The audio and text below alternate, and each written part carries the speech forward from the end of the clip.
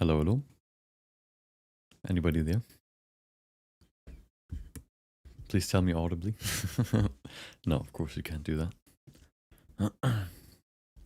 Nice. It's funny because I think if once I send the message in the chat, I have like a little chat window on my stream, and if I write something there, since I'm using Restream to stream to Twitch and YouTube, since that was just how I did it before.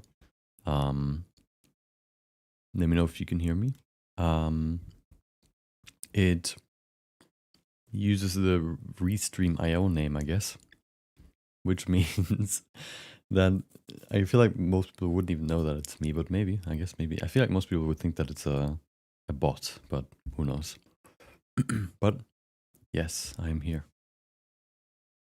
And you are here. Wow, who would have thought? Welcome to this. I guess this will be, yeah, just a little stream. Hopefully the music isn't too loud. Also, let me know. I should be audible, but I'm just making sure. Okay. Yeah, also let me know if the music is too loud. It's hard for me to really know because I just have the slider, and it's hard to monitor that on my end because I'm just hearing the music. And maybe, yeah, that's like always the weird thing when I edit music. I mean, music in my videos and stuff. It's like, well, how loud does it need to be, right? Because everybody has different audio setups, and so yeah. Hopefully this isn't too loud. I can make it a bit quieter, I guess. I can make it like similar to the actual course, I guess. Too low. Oh, damn, okay. For me, it's quite loud. See, that's the problem. Or are you saying the music is too low because you don't want to hear me but the music? Is that what it is? I'll leave it at 30%, okay? For you. Oh. There you go. Now you can hear it. Okay. I forgot to disable the mute button for the music, so the music should be there now. Okay. The first thing I want to do, okay, let me actually switch to this so you can see me too. And don't worry, there I am. The thing is that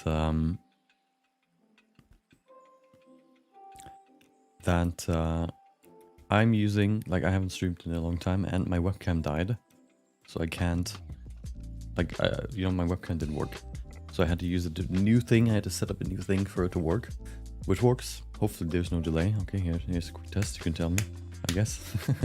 Hopefully you heard the clap, but that's why it may look a bit weird. The webcam is also jiggling because it's on a little arm. And every time I hit my desk, it wobbles a bit. But it is what it is, okay? Okay. What are we going to do? Okay, so this will be a stream. Well, I mean, you can read the title, okay? But yeah, we're gonna obviously. So the idea was basically that I wanted to. I can see it wobbling in my side. You have hopefully now watched, my 3D anime course basically, and now I want to basically answer any more questions that you might have from watching it, or maybe actually the first thing I want to ask you is kind of like how far you've gotten so far. I've made a poll at some point on YouTube where it's like, oh, how much time do you want to have until...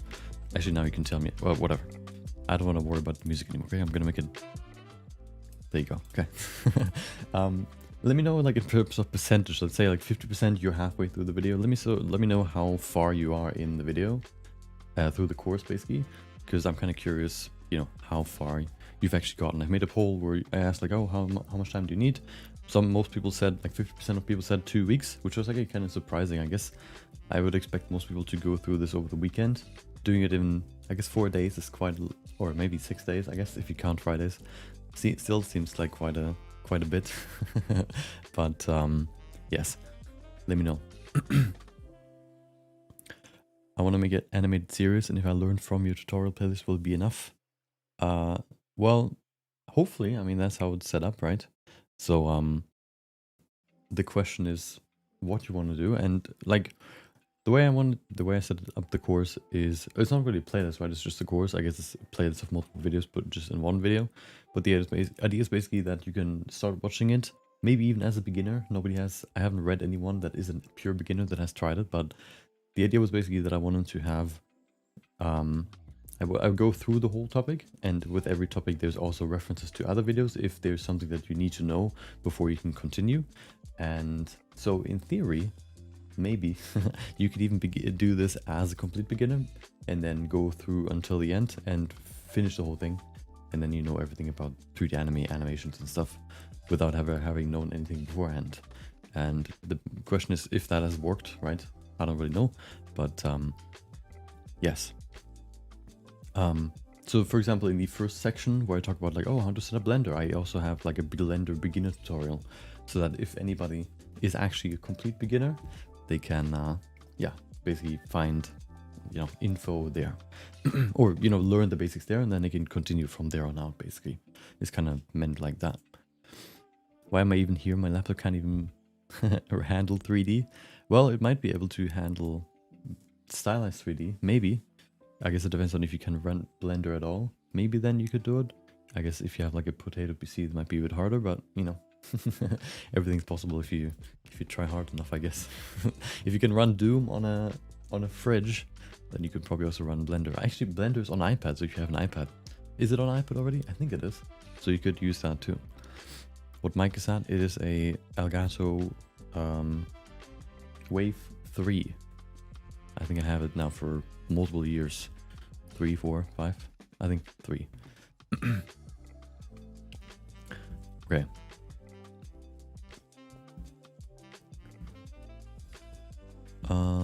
Yes.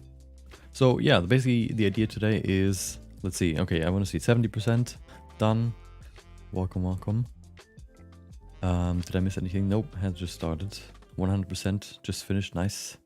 Kept watching a little bit, testing it out, then rewatched to see if I got it right. Yeah, I think that's a good way to do it. Basically, testing your knowledge based on, like, I think it's best to maybe first do it with help of the video and then doing it again, maybe, to see if you actually retain the information that you've gone through. I think that's a really good way to do it. If you're a beginner, don't try making your film. Yeah, it shouldn't probably be the first thing, but it can be like a running thing that like, if you're not afraid to restart, I think then you can do like a big topic immediately, or a big thing. But then you have to always basically make sure that you're not treating it as this has to be perfect, because then very likely it probably won't be. Also, quick thing. Okay, I want to see a few more before I say that. I want to see a few more. 4 or 5 hours in, nice, like 30%, I guess.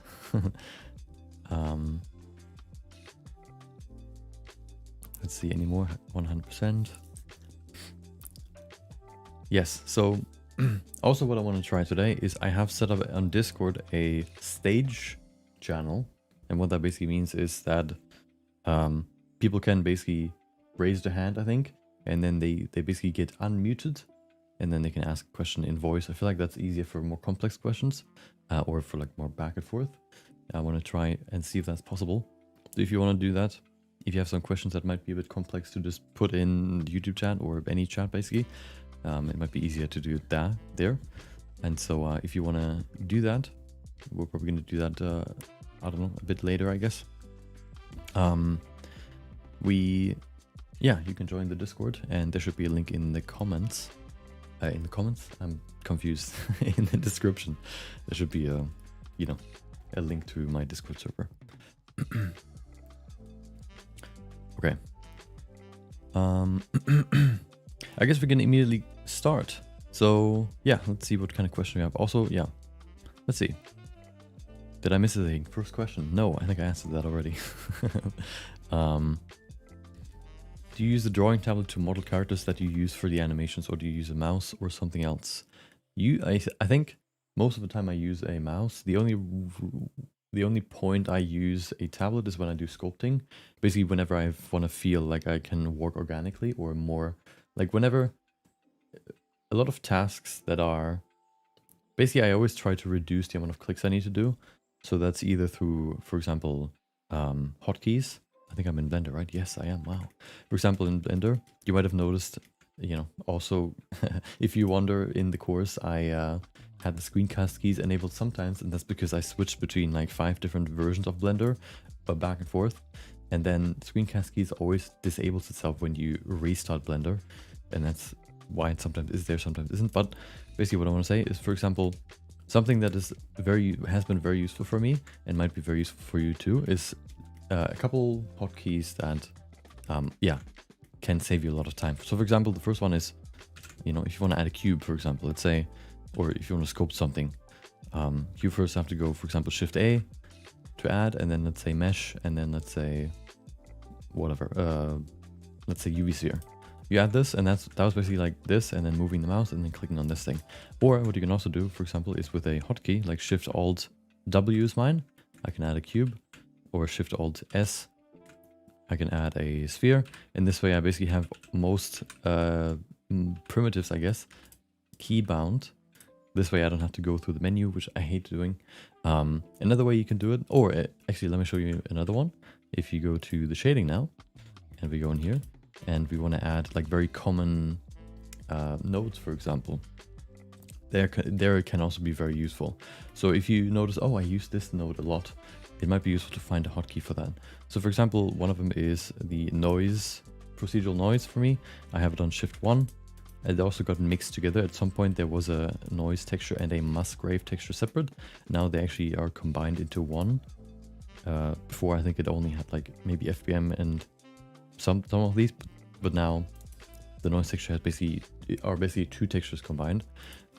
Before I had basically Shift 1 for the noise texture, Shift 2 for the Musgrave, actually Shift 2 for gradient, Shift 3 for Musgrave, which doesn't exist anymore, and then there's also Shift 4 for the image texture.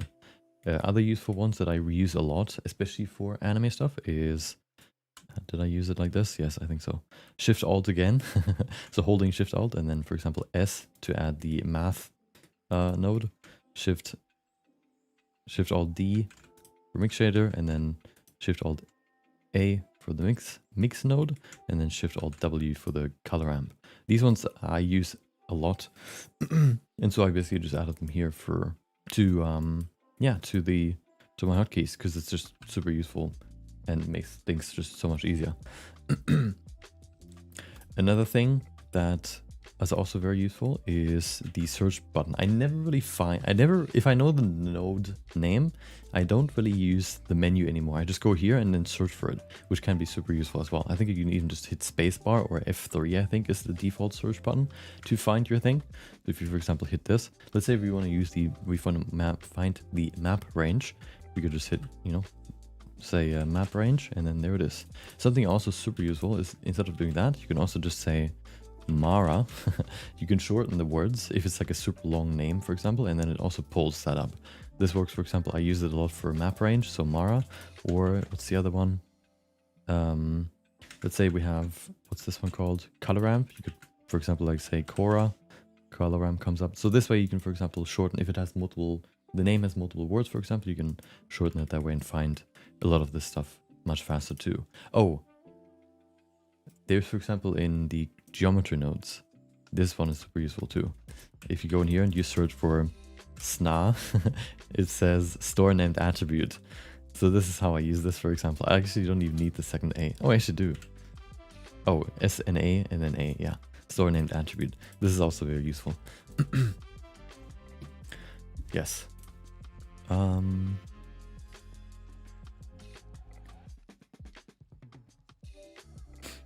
Okay, let's see. How do you draw without drawing equipment? I find myself needing to draw, but all I have is the mouse. So the main difference between a drawing tablet and a mouse is really only that you have pen pressure with a tablet, and I guess it is a different way of working. So if you don't necessarily need different varying, like if you don't need drawing stroke variability, I guess, for example, having a stroke that gets thinner and thicker as you go, then you don't really need a tablet. But if you want that, then of course you kind of need a tablet.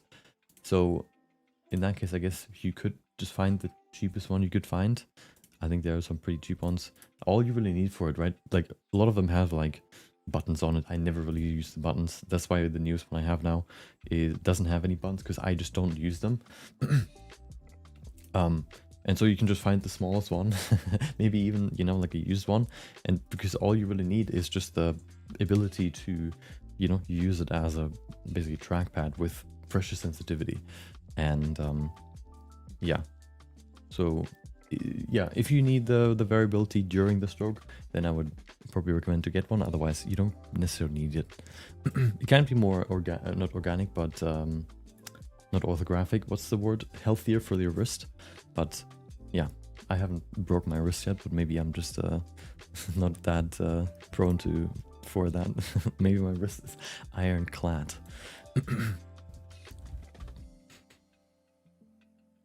Yes. Did you start with a post question? Yes, post your questions now, and I will answer them. How do you feel about motion capture used for animating anime? Also, now that I've just read this, after the stream is over, okay, don't leave. But after the stream is over, I actually just released, like an automatic release, a new video that has gone live when I started the stream, basically, which covers the 15 best 3D anime ever created, in my opinion, which you can watch. And two of them at least use motion capture. One of them is actually the number 2. So the second best looking 3D anime that, in my opinion, exists, I think uses motion capture. And the problem with motion capture for anime, in my opinion, is that motion capture always has to be a very subtle movement. So even if you do this, you know, whoop, you would see that in the final animation in your anime, except of course if you edit it. But anime doesn't really do this. Anime tries to really only capture, most of the time, the important movements. So let's say, for example, somebody does, like, if somebody is animated and is supposed to do like this, right? I think I showed this before at some point, but they wouldn't, for example, animate this because this is just way too little movement and it wouldn't really show that well on anime. They would do this, right? And so when you, for example, have a motion capture that, for example, somebody looking at the camera, this slow movement probably wouldn't be animated how it would show up in the motion capture. And so motion capture can be good to basically maybe create a starting point, but then I would say to use it only as a guide and not as the final output. Or at least you would have to modify it a bit to make it more stylized. You can't just use the raw motion capture and treat it as if it's finished. So I guess, in short, it can work, but you would have to do some pretty, I guess, heavy, or yeah, some pretty heavy stylization to make it look 2D, I guess. Blender on iPad is on hold. Oh no. Oh no. Well, yeah, rip.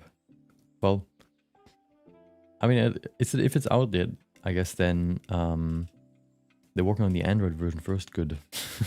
Android is better, okay? I don't know what anybody else is saying. Okay, I don't care. Android is better. Actually, well, I guess they're not going to put it on the phone, so it doesn't matter to me. But yeah.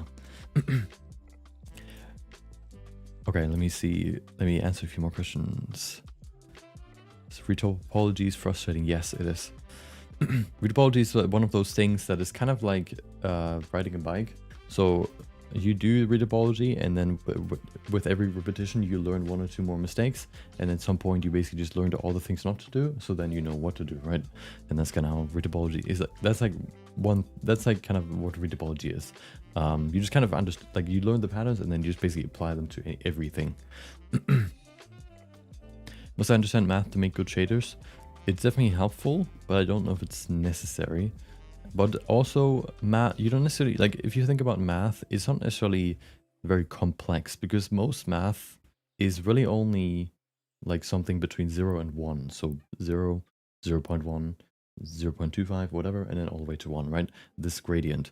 Everything else, like, oh, you need to do sine calculations and root calculations. It's not really necessary for pretty good shaders. You can, for example, see in my what's it called, procedural environment shaders that I've made. I don't really use any complex math from what I remember. You can also, of course, download the files from the course page, so you can check them out there. And there you can see that I don't really use any complex math for like any environments. I think only really like mix RGB and all that kind of stuff. So you don't really need to know complex math or math at all. I guess it would be useful, of course, but you don't necessarily need to.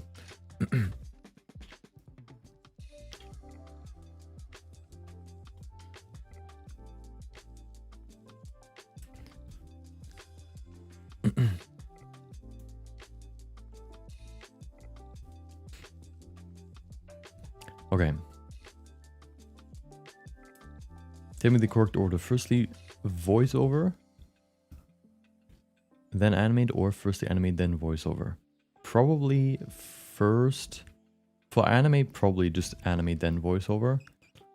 Although, I would probably say, well, no, I think you probably want to do voiceover first, because you don't really know how long you need to animate, for example, somebody speaking, if you don't know how long they're speaking, right? So you probably want to do the voiceover first, but I feel like I've seen most behind the scenes for animations that they do the voiceover afterwards. But maybe I'm wrong on that. My first hunch would be doing voiceover first. Oh no, I think what they do is basically they do a test voiceover. So basically the animators do a voiceover, and then that gets replaced with the actual voiceover afterwards. So you have a voiceover with like how you want it to be, and then if you, for example, have somebody else do the voiceover, you would then make them repeat the voiceover but better, basically. That's, I think, how most people do it.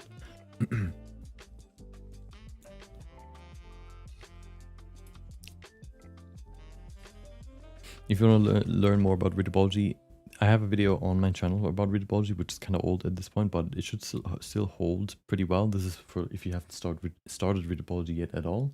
Otherwise, there's also a video in the course page, which is by Vertex Arcade. I think they made a really good video about readability, which you can check out as well.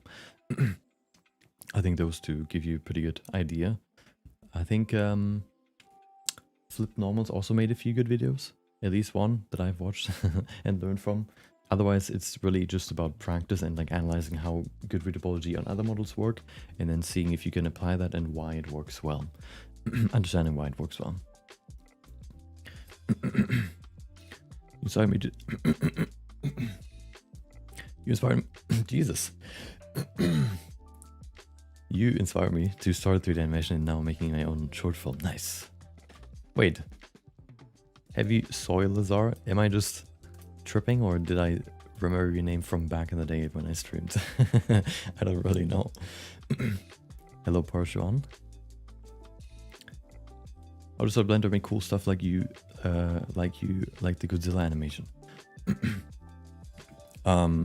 Well, it's basically just I think the way that I usually learn is I start something. Like I start a project, and then when I run into something that I don't know about, I then learn about it, and then I apply what I've learned. If you're, of course, completely new to Blender, you probably just do a Blender beginner tutorial, and then you would create your own project and see, oh, I don't know how this works, let me look it up. And then you know how it works, and then you do the next thing. Oh, I don't know how this works, and you look it up. That's how I usually like to learn. Basically, throughout projects, I find things that I don't know, and then I learn about it. And then at some point, you know most things, and then you can just do whatever you want. Have you ever tried making a model look like a manga panel? Not yet. It's I focus more on animation so far, but I guess it's not really something that is out of the question. It should, you know, be pretty much possible still. There might just be some slightly different rules that I haven't looked into yet when it comes to, yeah, manga stuff. Ball, yes.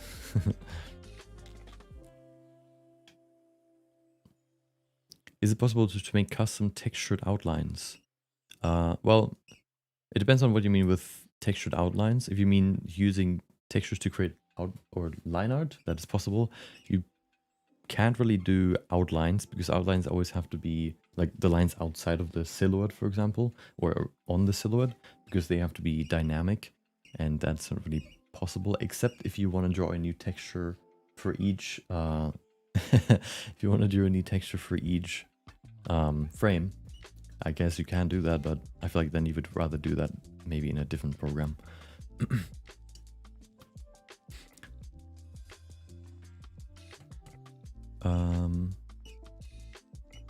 How can we make custom animation for complex models like aliens and all?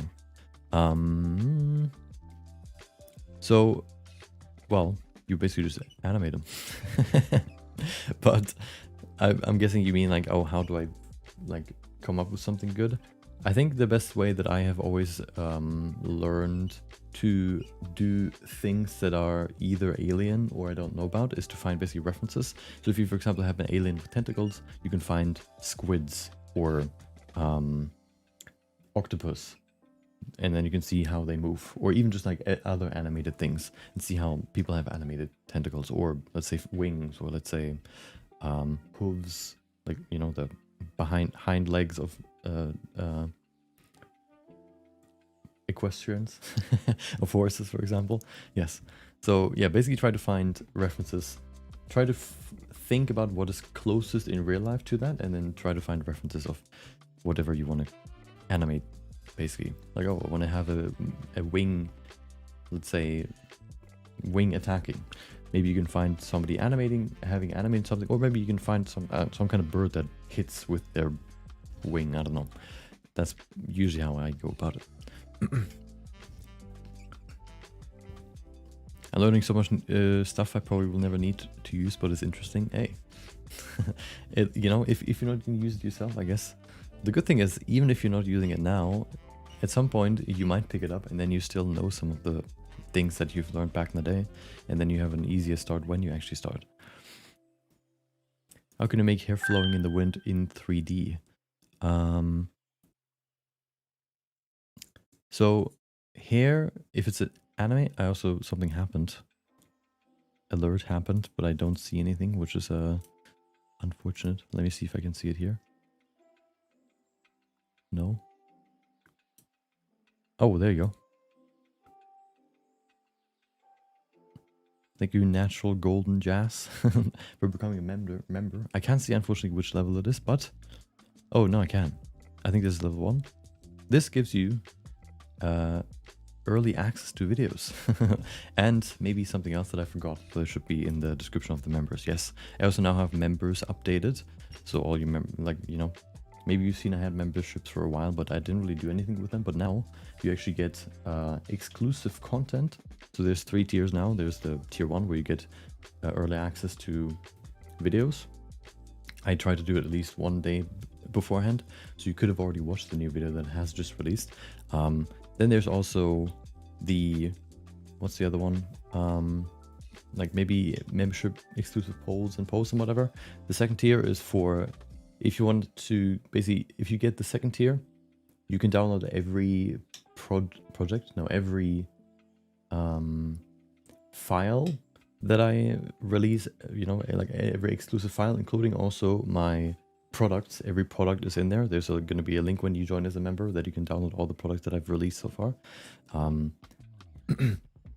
And then also there's tier 3, which is basically exclusive in-depth tutorials. So if you've seen, like, if you check my channel and you see, oh, members only videos, those are basically all in-depth tutorials about certain topics. And if you want to have a certain topic covered by me, for example, oh, you want to know more about topology, then you can, yeah, I guess request it somewhere, just let me know, I guess, and I'll put it on my list. And then every month there will be a new exclusive tutorial that hopefully can answer some more of your questions. There's already 3.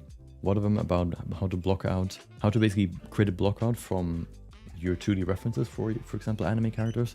Another one for creating your own custom texture brushes for texture painting, because Blender only has 1, which is crazy, but yes. And then there's one more, which was, oh, how to light your 3D anime scenes.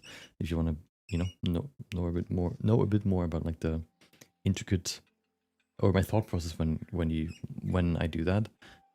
There's those 3 videos now up.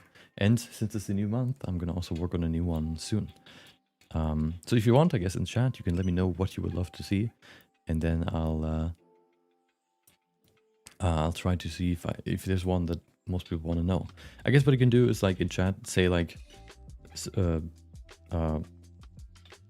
suggestion. Actually, yeah, just write it down. I'm still behind on the chat, but I'm going through it. Okay, I'm getting there. So if you see, oh, my message is getting responded to late, because I don't want to skip anyone. Okay. So hair flowing in the wind is kind of hard because you either have to use the hair strand hair simulations, or you wait for geometry nodes to get hair simulations, or hair curve simulations to get wind and stuff like that. Or for very complex hair, like for simple hair, you could use, for example, hair curves or stuff like that, like rigged hair with hair, like, you know, basically mesh hair that is then animated, but that usually doesn't look as organic. So that's why I, for example, put hair also in the VFX section, because if you really want to do detailed hair that is waving in the wind, I think there's like a free run shot of her just standing, and then you can see the hair waving in the wind. Stuff like that just can't be really animated or modeled in 3D. And in that case, you probably just want to use like grease pencil, for example, to draw the hair. Otherwise, it's really extremely hard to make that look good in 3D.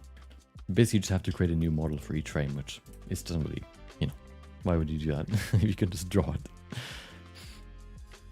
Do you edit your own videos or do others do it for you? They look really good. Yes, I do it myself. Yeah, maybe at some point I get an editor, but right now I do it myself. I only use my Blender knowledge for VR chat avatars. Hey, I mean, it's all just 3D knowledge, right? So if it works, then it works. I mean, sometimes I even use my 3D knowledge for other stuff, because even just like knowing, oh, I don't know, like calculating certain sizes, or like thinking, even just like thinking three-dimensionally, I think like, oh, how does this shape look like in 3D? I think can help like that. Maybe even 3D helps you with you know, finding your way in like a mall or whatever. I don't know, maybe, but maybe it can help that way too. So if you ever get lost, maybe try learning Blender, and then maybe you won't get lost anymore. How long did you take to complete learning Blender? So I started 2019, but I haven't really, like, I remember at some point I streamed, and I remember like, oh, I still need to look up some things for this, like during the stream, to really do certain things. And then at some point I just kind of basically flipped, where I didn't have to look up things anymore for most projects. I don't really remember when that was, but probably like 3 to 5 years. But you know, you can do it faster if you really focus on it. Yeah. So if you, for example, do a short project, for example, for an hour or half an hour every day, you could probably get there faster, especially if you focus on learning. But yeah, that's how long it took for me. Welcome, technology. Welcome back. Welcome. Thank you, Shadow Armiot. That's nice from you. Nice of you. Are you from Germany? Yes. How do you create a jelly effect? Well, I think that just comes down to a good rig. Or I guess you can use soft body physics, but if you want to have more control, you probably want to use a rig. There is actually a rig that is somewhere on the Blender Studio page, I think, which is the Blender default cube animated, so that it can like walk and stuff, and has like very soft movements. It's, I think, you have to, I think, pay for it on the Blender page, but you know, it is possible. So you just need a good rig for that. What channels do you suggest for creating background? Sunset, storm, and regular skies. What do you mean with channels? Do you mean like oh, do you mean like YouTube channels? Probably.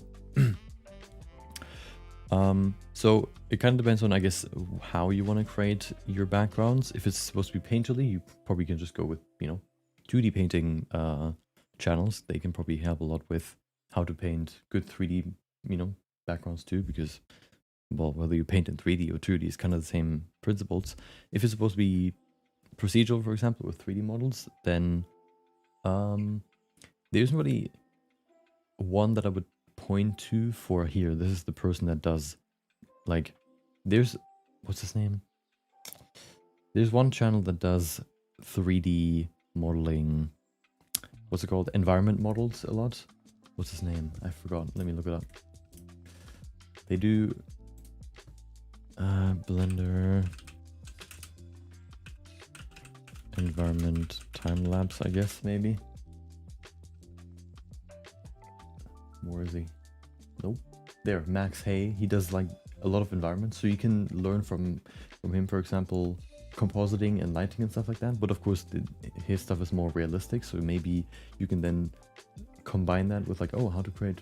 Maybe you can look at videos for how to create environments for anime stuff, and then you can combine the two and take the compositing and modeling workflow from one, and then combine that with the look dev, I guess you could call it, from the other, and create something like that. But there isn't really like one channel that is like dedicated for environments, for stylized environments.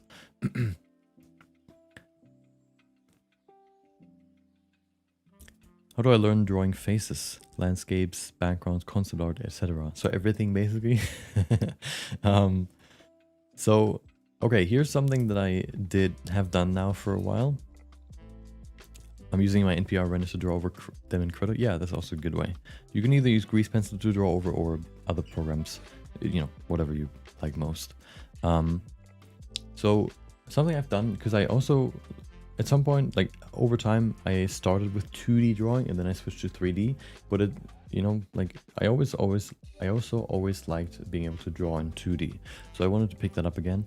And so what I've done now, I've practiced a bit, and then at some point I decided, oh, I want to really get better at drawing characters and full body characters, because that's something I always struggled with, especially with like the torso area, like the chest and hips. And so what I wanted to do is basically just practice that hardcore. And I found a video which said like, hey, went to a mentor, and the way that they said that they learned is basically do half a year, quick poses, 60 minutes, 60 poses. So 1 minute per pose. And what quick poses are is basically you get a photo of a person like standing like this, and then you need to draw it in a minute. Basically, just capture the pose in a minute. And this you do for half a year, every day, for an hour. I've done it now for a couple months, and I've already seen like a huge improvement. And then you can, for example, apply it to, oh, I think that like the good thing is that if you know how to capture the basic shapes very quickly, I think then refining it gets much easier, because even though you might just capture the basic shapes, you will still learn about like the intricacies as well. And especially then if you combine it with maybe half an hour or an hour more of just like deliberate practice that isn't timed about some specific thing, like, oh, what does the foot anatomy look like? What does the arm anatomy look like? Stuff like that, I think you can improve really fast. Yeah, at some point it's just about kind of, you know, time and practice. I usually like to practice through just copying references, I guess, but maybe that's different between people. And then, of course, doing a lot of observation can help a lot as well. What channels do you suggest for creating backgrounds? Yeah, I think I answered that already. Nice, Soilazar. Hope you have fun doing that, creating your animation. I know it can take a long time. Yeah, so I hope you're having fun with it. Are there any new methods for editing normals? So I think really the only ones that exist are the basic normal editing. So, you know, just going in edit mode and editing them manually. You can also do, of course, instead of normal editing, you can use what's called the textures, the shadow, what did I call them? Shadow textures, basically, where you draw, oh, everything that is white will be in shadow and everything that is dark will be, no. It's kind of like, if you've seen the shading section, there's one section where I talk about like the Demon Slayer models and how they use a certain texture to create shadows more permanently in one area and less in other areas. This way you can, for example, use a black and white texture to say, oh, this area is always supposed to be in shadow. This area is supposed to be in shadow earlier than this area, for example. And this way you can create like very detailed fold, for example, without having to have detailed geometry. Yes. So this is one way. So you can basically use textures. In theory, you can also texture paint normal maps, but that is, I don't think, something that is very useful. But it could be, in theory, something you could try to stylize stuff. but then I think it's hard to really have very precise controls. But you can bake normal editing into normal maps. That's something you can do. Otherwise, yeah, I think everything that I've covered in the normal editing section is really everything you can do, which is unfortunate because normal editing is very painful and I don't like it, but sometimes it has to happen. And so unfortunately, you know, it's kind of like retopology. It's tedious, but it still has to happen. But yeah, I try to avoid it whenever I can, but yeah, sometimes it just has to happen. I guess the third one is copying normals from a different object. So if you want to just have like a smooth normals on the face, you could, for example, copy normals from a plane or from a sphere, for example, to quickly create normals that way as well. Welcome, Albatross. Hope you have a good day. Yes, I announced it at some point in a YouTube post.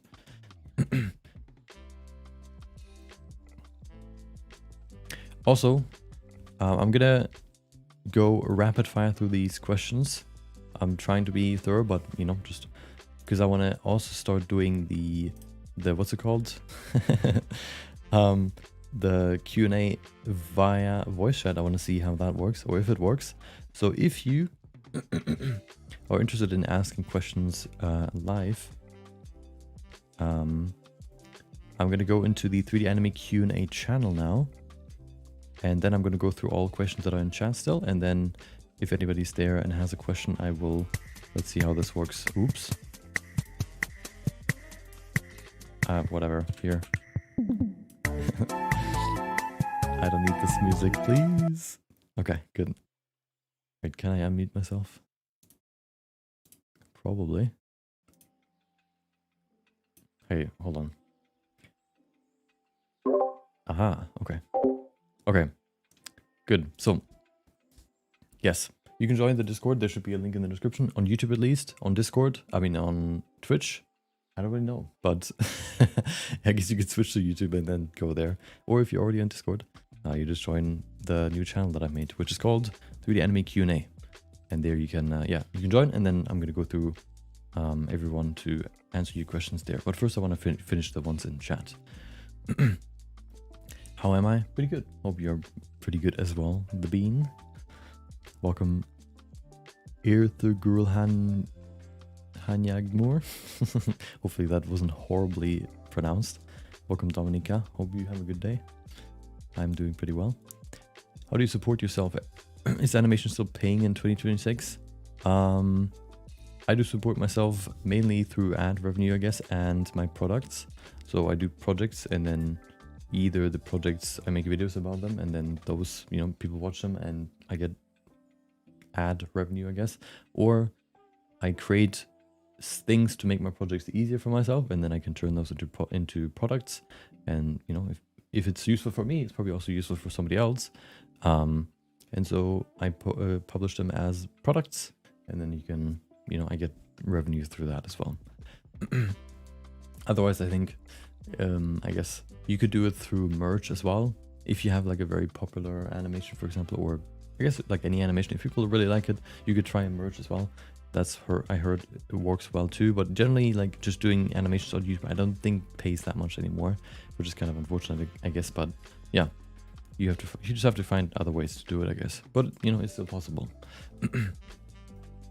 For the animation arcane recreation, was there a reason for animating first and doing texture painting afterwards? So, okay, let me think a year back, more than a year. I think the reason why I did it that way is because I first wanted to see if the animation works, because otherwise I might have to change the model. And if I have to change the model, then I also have to adjust probably the textures. So I wanted to do the model, finish the model first and then do the texture, so that I know that at least the silhouette already looks correct. And then I still just need to make sure that what is inside the silhouette, you know, works. That's kind of, you know, how I thought about it. But you can probably do it either way. If you're confident in the model, or you don't necessarily need to want to create something one-to-one, recreate something one-to-one, you can probably do it either way. I think in most ways, I first finish the character and then animate with it. But I guess in that one, I think I did it differently. I actually don't really remember how I did it, but yeah, if you say I did it that way, then I think that's why I did it. Is it better to model humans first before moving on to animal characters? No, I don't think so. I haven't really animated many animals yet, but it's basically all the same workflow. So you find references of the moves that you want to create, and then you try to basically recreate those in your own animation. Whether that's an animal with 4 legs or a human with 2 legs, doesn't really make a huge difference, because all you really need to do is analyze the reference and then try to recreate that. Something, of course, that is a benefit of doing character animation is that you could probably, if it's a humanoid character, you can use yourself as reference, which makes it much easier to start animating and practice animation. But in theory, you can also just find videos of like a horse galloping or a bird flying and then animate that. So in theory, if you can find references, you can animate whatever from the get-go. You don't need to necessarily start with humans and then move over to animals. I watched back the day. Nice. I remembered the name somehow. Usually I'm horrible with names, but somehow you have a very recognizable name, I guess. I'm so interested why the mirror modifier uneven or crooked. There's actually in the course page a video about the mirror modifier, a beginner tutorial. I think it's made by Brian King. So if you have any problems with that, I would probably recommend you check that out. Usually the problems come from that the yellow button of the object that you want to mirror. So here, for example, if you have this, right? Boom, boom, boom. I have this. And then I add the mirror modifier, which didn't work for some reason. Great. Oh, it did. It's just the other way. That's what it is. Okay, there you go. Usually it's crooked because this point here, like this thing, isn't exactly in the middle of the object. So if you want to have, if you want to have something mirrored, you have the mirroring axis right in between, like in the middle of the object. But if, for example, this thing right here, let's say, for example, we move it out, all of a sudden there's a gap right here. If I move this over here, oh, I guess this doesn't work. If I do this, you can see it's also broken. It doesn't connect. But that is because this little orange dot right here, not the safety ring or whatever you want to call it, but this orange dot right here, the pivot point of the object, defines where the axis is by default, except if you want to use a mirror object. And so if that one isn't exactly basically where this side here is supposed to connect to the other side, then it can lead to problems. So if you want to fix that, for example, and your object is basically aligned with your general X, Y, and Z axis, you can, for example, just make sure that you first of all, I guess, align your object with one of these axes. Usually I use the X axis. I guess in this case I used the Y axis by accident. But then you can basically just select the edge that it is supposed to mirror on. If you can do it like this, for example, and then you can say Shift S cursor to selected. And then it's here, object mode, object set origin to 3D cursor. And this should make sure that it's mirroring well. But I would recommend to watch the Brian King video.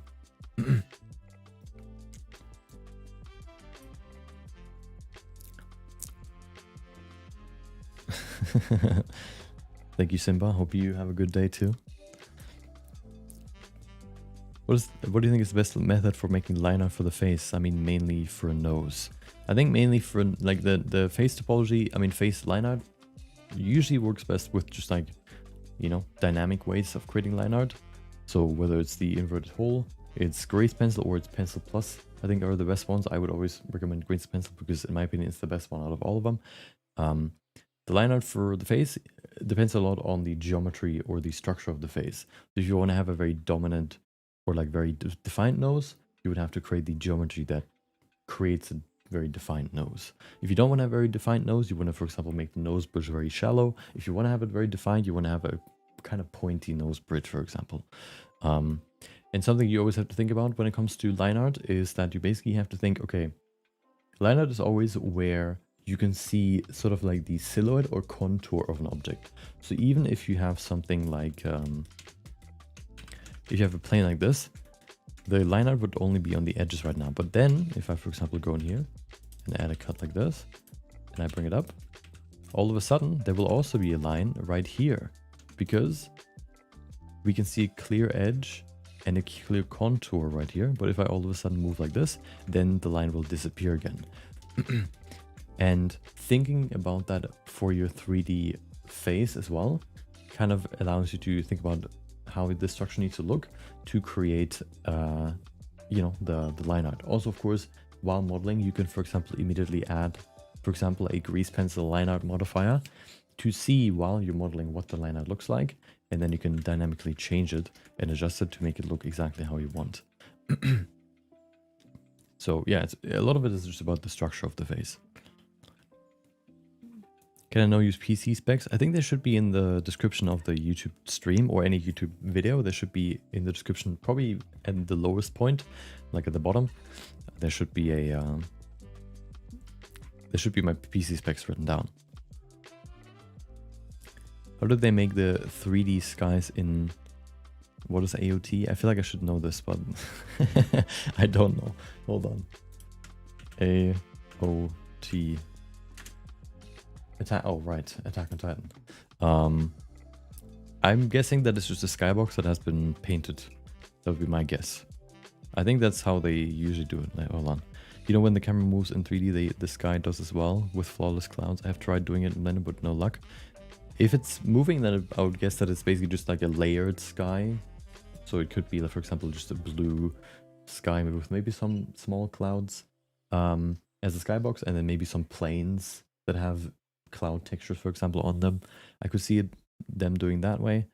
I don't think that, I mean, they could use 3D clouds too, but I feel like that would look too realistic and not super painterly, so I'm guessing that they would do it that way. Welcome to Actual Golden Jazz. Hope you have a good day. And also thank you again for the membership. Hope you enjoy. Could you make a character rigging tutorial? I guess you mean for the, maybe for the, if anything, okay. It'll be an exclusive video for tier 3 memberships. But yeah. Maybe. Okay, rigging is very complex, so it's hard to just condense it all into one video. But yeah, maybe. I'll think about it. Did you finish any school or are you self-taught? I did finish graphic design school for my apprenticeship as a graphic designer, but I didn't do any like animation or art stuff. Like graphic design really only helped me with like some small stuff. When it comes to like the skills of like drawing or 3D modeling, that was all self-taught. Same with animation stuff.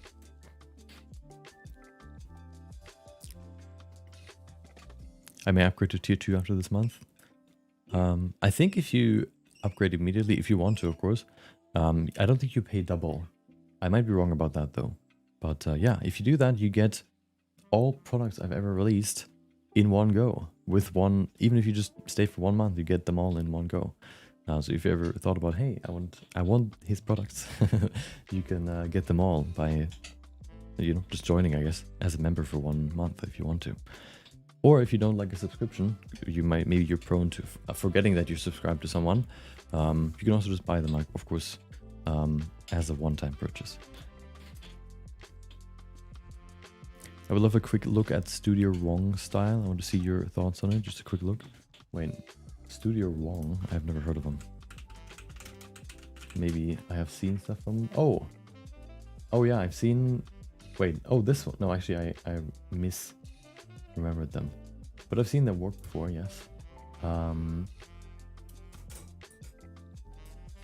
I think they do some cool stuff. I've seen like some of their shorts before, but I haven't really fully analyzed them a lot. But I like the POV shots and stuff. I think they do some cool stuff. Yeah, of course, it's somewhat stylized, but not anime, so I haven't really looked at them that deeply. But yeah, I think they do some funny and cool stuff. I really like their style, but I don't know how to break the process down. So my guess would be, if you especially talking about like let's say if we can look at one of these. Oh god, that's loud. I think since they also work with very weird camera angles and stuff, I'm guessing that they do quite a bit of storyboarding, or at least a lot of scene blockouts in 3D beforehand. So you can even like block out your scene. Usually, like, I think in my opinion, it's always hard to start an animation because you can just do whatever, right? So what I like to do is just create one frame of a shot. Or if I want to create a shot, I start by just creating one frame, and then afterwards I can start animating. But at least by having that one frame, it kind of gives you a base to start with. And I would guess that they do that a lot as well. They probably, you know, if they have just like a still frame shot, like that is like a 3-minute animation of just one shot, for example, it could also be that they just create, for example, like 1 second just still frames, and then afterwards they animate it. But that would be my guess how they do their stuff. But you know, I might be wrong. Maybe they have some behind the scenes stuff somewhere. What are you making right now? I actually just released a new video when I started the stream about the 15 best ever 3D anime that have ever been released. There are some really cool stuff in there, and the first one, the number one, the best one out of all of them, I am actually working on trying to find out how they do it, because they, I think, have a very unique way of creating 3D anime. Very similar to Arcane, I think. I'm halfway through that project, so, you know, you're gonna get a video about that soon. And so, yes, I'm kind of, you know, now starting, after finishing this video now, getting into that. And so the next video will be another one of like, oh, you know, how this might have been created, or trying to recreate the style myself, I guess.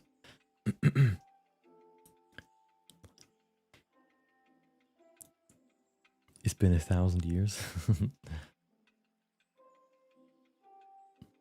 Any tips for making clouds in the style that can be flown through? Okay, I need to set myself a timer. Let's say it's gonna be for more. Let's say we're gonna do a few more questions, and then we're gonna go to the Discord.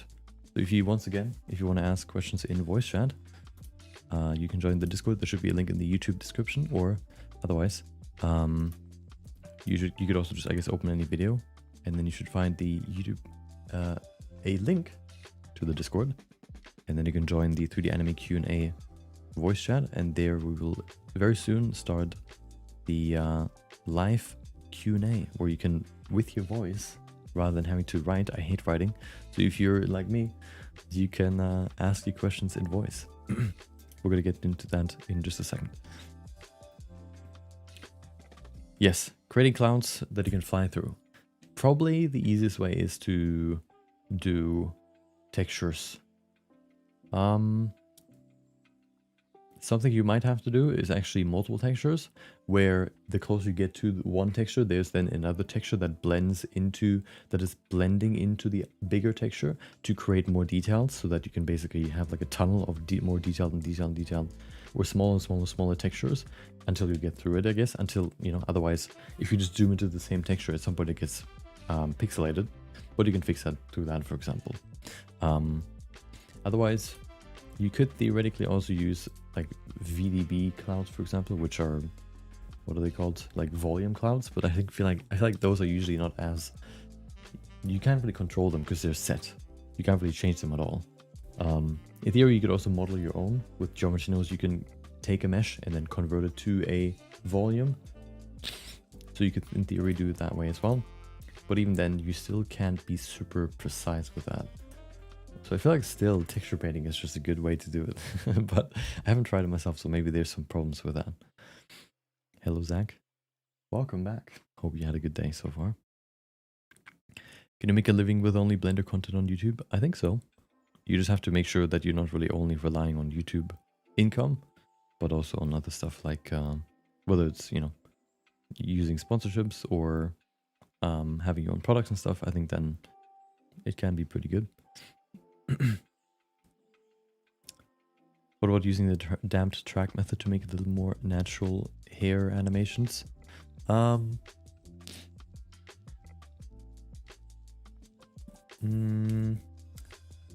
don't know if you were the one that suggested or like showed the rigging trick with the damped track method, tracking the bone afterwards that is parented to it, but I think it's easier and you'll have more control if you just have basic bones and then animate them manually rather than trying to use constraints. But yeah, still, if you want to do very organic hair movement, you probably need to animate it by drawing over it with grease pencil or animating it in 2D basically, because otherwise you can't really create a 3D model that is complex enough and looks 2D enough, I guess, to look good, I guess. Okay, good. We might do some more questions afterwards if the voice chat questions are quick, but first there's actually, I think, okay, yes. So what I'll do probably is just, I don't think I can see who joined first, so I'll just go from left to right on my screen for people, and then you know, you can ask questions. Also, I'll probably mute myself. On Discord, unmute myself on Discord, so you'll hear me double if you also have the stream open. So you might want to mute the stream, just so you can, yeah, just so you don't hear me double. Maybe you want to do that, but I feel like that would be a bit confusing. Okay, so I'll start with macro. So what? Hold on, let me unmute. Hello. Hopefully you can hear me now on Discord. If you hear me, you can probably just mute the stream because otherwise it's going to be a bit confusing. Okay, I'm going to start with macro. I'm guessing you have a question, so how does this work? Can I just click on this and then... Nope. How does this... Oh, there you go. Okay. Hello? Wait. I've invited macro to speak. So in any second, hello. Oh, I was trying to figure this out too. Honestly, my question was about it was about rigging, but I saw that they asked about it in the live stream. What so is the it's question? fine. I don't it was more so how to approach like secondary bones like hair and just physic bones and such. That was it. That's only it. Okay. On that. Okay, so secondary movement. I think the reason why it's called secondary movement is because you do it afterwards. At least that's how I always do it. So basically, if you, for example, think about the hair is kind of based on what the body does, because the hair is attached to the body. So what I usually do is I think you can even see that in some behind the scenes. If you see, for example, there's a whole department for character bonus movements and stuff like that. I don't remember. Oh, character effects, I think, which do cloth and I think also hair, especially for Disney stuff, I think, because it's usually simulated there and a little bit, it's like rigged and simulated at the same time. And so first the characters get animated and then the hair basically gets then simulated to react to the animation. And so you can basically start by, if you have your hair, for example, rigged, you can just leave those bones, you know, you can even hide them if you want to, maybe even the hair itself if it confuses you. And then you basically at some point have an animated character that has stiff hair, and then you basically afterwards can see, okay, so if the character moves to the right with their head, then the hair should kind of swing to the left, and then afterwards follow through and swing to the right once the character stops. And you can basically then afterwards go through and kind of with a delay copy what the main body does or whatever the thing is attached to create the secondary movement. So that's how I do it most of the time. And yeah, it has worked quite well. Something also is very fun you can do, especially if it's like tails or something that is basically like wobbling or swinging, is you can if you have, like, let's say for example you have a tail with 4 bones, you can rotate all bones at the same time. I think Pierre Picon also made a video about that at some point.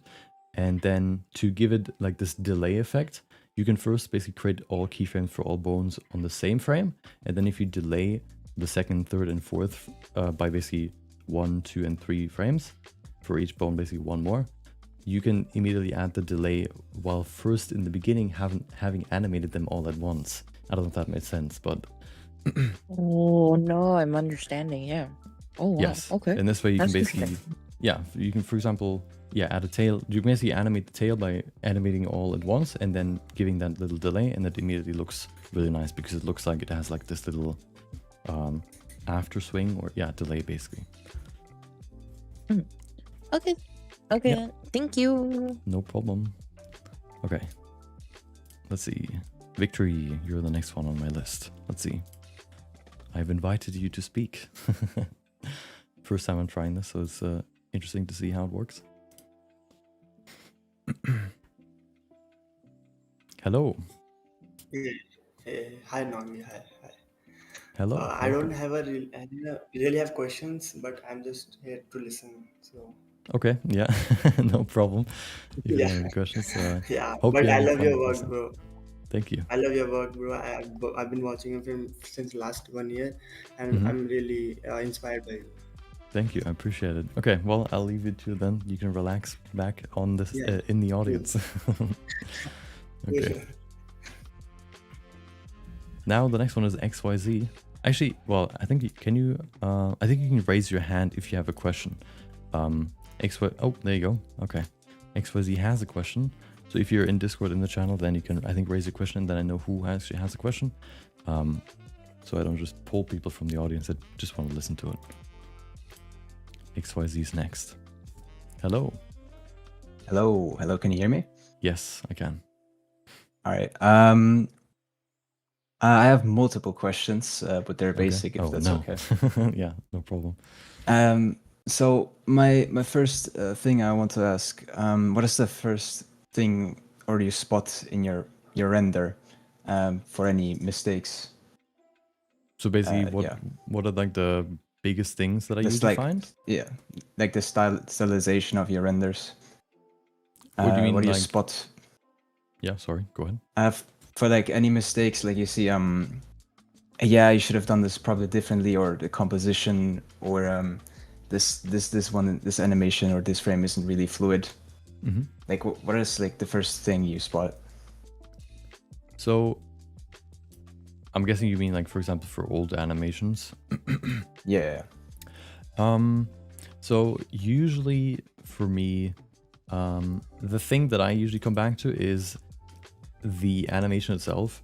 I think animation is something where it's like you can spend a little, or like you can spend quite a decent amount of time with it and it looks okay, but then you can spend like 3 times the amount and then it looks like much better, but it has also taken, like, basically the more you work on it, the better it looks. But then at some point you reach this exponential thing where you just have to work way harder and way longer on it for it to look like a little bit better, but that little bit can still look really nice and you can see the difference in the end result, but it just takes much longer. So usually I decide to do as much as I think it looks nice and not actually go way further and make it like perfectly rhythmic and like the secondary movement is perfect and like everything. I usually try to capture the big things because usually the way that I work, I don't really have the time, I guess, to really go fully in depth into animating like that. Yeah. And so that's usually something that I capture, like, oh, I could have captured the movements, for example, better in that way. Usually something also that that I try to do more now is like storyboarding. Storyboarding can be very useful in just capturing your ideas first, and then because sometimes you have ideas and then you forget about them the next day, and then like you try to remember it, but then you can't really remember it. But storyboarding, it allows you just to quickly sketch out, for example, your ideas, and then you have them forever, and you don't have to think about like you don't forget them. And especially, even like the good thing about sketching is 3D modeling takes a while to really create something that you can visually see. But in sketching, you can just create something in 1 minute, and you can then see, oh, this like look good. Do I need to change it? You can very quickly iterate, which is harder to do in 3D. And so I try to do that more now, which I think in the end result would also create better looking scenes, for example. So you storyboard on paper, or do you use the Blender storyboard feature? I actually didn't know that there is a Blender storyboard feature. There is actually a Blender. It's you know the normal 2D thingy there option when you open Blender 5.0. You can use to do just the storyboard one, and then just go off by that. Yeah, I use that personally for all my render ideas. I do not mostly do animation, but mostly like get an idea how I want my frame to look. at the end. Yeah. Also good start because mostly the render software I do paint overs. Have you ever done like paint over, like 3D render? Then you go to like an app which you draw on, could be Photoshop or Krita, and then you go do the composition. Like, have you ever, or compositing, have you ever done that before? Do you mean Like during the just the process paint over or afterwards? Yeah, during the process. Like you render, then you do the drawing, and then like paint over, and then you do like all the effects. So basically, you use the paint over to spot the mistakes and then fix them in 2D, and then try to recreate that in 3D. You could also say it like that. Yeah. I haven't done it like that before, but I can see how it can be useful. It usually I use paint over for, like for anime at least, for like things that are just very hard to do in 3D, whether it's VFX or like some small shading adjustments that I then, because like some shading adjustments you can't really do that well in 3D without spending way too much time compared to just drawing it over. So I then use paint over for that one, but I haven't really used paint over yet for first trying to fix things quickly and then trying to imitate that or recreate that in 3D. But it could be a really good way to, you know,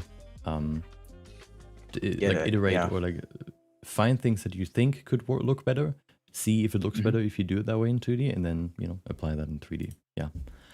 Maybe I'll try that at some point. It sounds pretty useful. Yeah, I should actually. I mean, there's like, as you said, like one of your videos, if it works for you and your idea, you should do it probably like that way. Also, that 15-hour video you posted 2 weeks ago, most Blender YouTubers would just charge like what, hundreds for it, and as like the Notion course you also uploaded with it, like they would say, yeah, you gotta pay like that amount. Like probably like you're the first one I've seen that would give so much information about like a specific niche topic for free. Like why did you decide that? I mean, most of your videos also were like, before I checked it, were like for members videos. I thought you would do that also, but why would you put that like glorious video, and by the way, a great video, why would you like release it for free? Like what was in your mind for that? Was it for views, or was it because you were just generous? So there's like a couple things why, but the first thing was just that I remember when I started anime, I remember basically there was like one video about like, oh, how to create a cell shader. Wow, that helps. You know, you can create a basic cell shader with it, or how to create like Ghibli style environments, like some rocks or some trees, but nothing really like about, oh, you see on Twitter, like all the characters about like all the cool looking 2D characters. Maybe you even see like the cool 2D animations or 3D animations in anime, for example, but there isn't really like, whenever I looked that up on YouTube, I couldn't really find anything. So I wanted to basically have something, I wanted to create a hub for, if anybody wants to, basically, I imagined a person saying like to their friend, hey, I want to create 3D anime, like I want to create 3D anime, and then their friend already knows, oh, you can check out this video, and then they basically like, it's supposed to be like a basically hub where anybody that wants to learn 3D can click on it, or, you know, watch it, and then basically learn everything that I think you need to learn, so far at least, to start creating stuff, or to just, you know, have everything laid out for you, and then you can just pick whatever you want to do and then get into that. It's supposed to be kind of like a hub that exists for people. And the reason why I didn't make it a paid thing is just because at some point I decided that recently I decided that I didn't want to, like, I realized that this might be a bit off topic, but basically I realized that I was kind of like stagnant on YouTube, let's say, which you might not necessarily see on the YouTube videos, on the YouTube views necessarily per video, but it's basically, there's always like a monthly, like views per month that has stayed the same for like 3 years or so. And I think the reason for that is because I have always switched. My projects were about different topics, and so one person might like one topic, but then a person might like a different topic, and so it wouldn't really speak to the same person. So if you, for example, like 3D anime, and I do something about, I don't know, recreating a video game cinematic, probably not something that you might watch, and then you would have to wait for like, you know, like 2 months, 3 months for another video that you might like to exist, and then like, then you might have already forgotten that my channel exists. And so now I want to basically focus on one topic, which will be 3D anime. So I'm committing to 3D anime. And a good way to do that is to create a 15-hour video that tells people, hey, this guy does this. He said, yeah. And Okay, you know, yeah. if people want to basically find like anything about 3D anime, this is supposed to be the thing that they find, and then they see, hey, he also does other videos about 3D anime, and then they can watch those. It's kind of supposed to be Like kind of like the starting point. Like a funnel. Yeah, kind like of a funnel video thing, to your channel.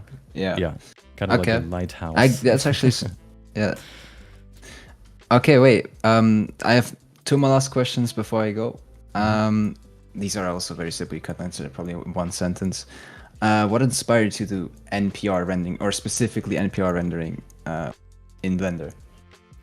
So I started in Blender with realistic rendering just because I liked the challenge of creating something realistic. So the first 2 years I streamed on YouTube, or I streamed in general. I tried to try to learn how to sculpt realistic characters, and at some point I just did a video about how recreating Studio Ghibli, like the what's it called, Spirited Away. And then when I did the project, I realized, well, the cool thing about, like, it's cool to try to recreate what exists in reality, but the cool thing about NPR is that you can basically decide how some things are supposed to look, and then see like how far you can push it. And like in realistic rendering, you have one end goal. In NPR, you have infinite goals that are basically based on what you want to do, and you can push that as far as you want. And that's why I like it a lot, because you can like go in so many different directions, and all of them are, you can basically, like, PBR, physically based rendering, is one thing, and then NPR is basically PBR times infinite, basically. So that's, I mean, there is some stylized PBR, especially in video games. They use, like, I could mention probably one that will use just stylized PBR, trying to go be realistic, but also a little more unrealistic. Like, yeah, you probably mentioned like the old, between 2010 2015 games try to achieve that at PBR stylized style more often. Like League of Legends is probably PBR, I think, but just stylized. It really depends on substance, Peter, I think, but you get the idea. There's like a lot of subgenres between NPR and PBR and stuff. Yeah, it's kind of like, you know, yeah, there's like a gradient between PBR and NPR. And I would say like League of Legends, for example, is kind of semi-stylized, where they have stylized characters, but realistic, for example, lighting and stuff. I think that's very common, where you have stylized characters but realistic lighting. But of course, you can mix and match those however you want. Last question. This one should be easy. What is your favorite anime? Oh no. So no, wait. Yeah. Okay. Before you say what's your favorite anime, do you regularly, like, are you like regular anime watcher, or like you know like almost every show? So I have revealed this in my news video that has released an hour ago, but basically I started like it's like for a long time, for like a year or so, like no, for basically until a year ago, I haven't watched anything. I've only played games or worked on YouTube or 3D, so I haven't watched anything. So now I'm basically trying to catch up with things, especially since I'm now covering 3D anime. But I've watched some things even before that. So until now, you can give me recommendations, I guess. You can, maybe people can recommend stuff in the chat too, but all right. So far, the best ones, okay? Well, hold on. I need to give you mine so far, okay? I don't think they're that bad, okay? So one of them that I like a lot is One Punch Man, the first season, okay? The first season. We're gonna be okay, sorry. And then I know what sliding happens later, okay? I've watched season 2 too, but I don't know if I'm gonna watch the third season even, but and then the other one is what's the other one? I forgot it. I just had it in my mind. I watched so few.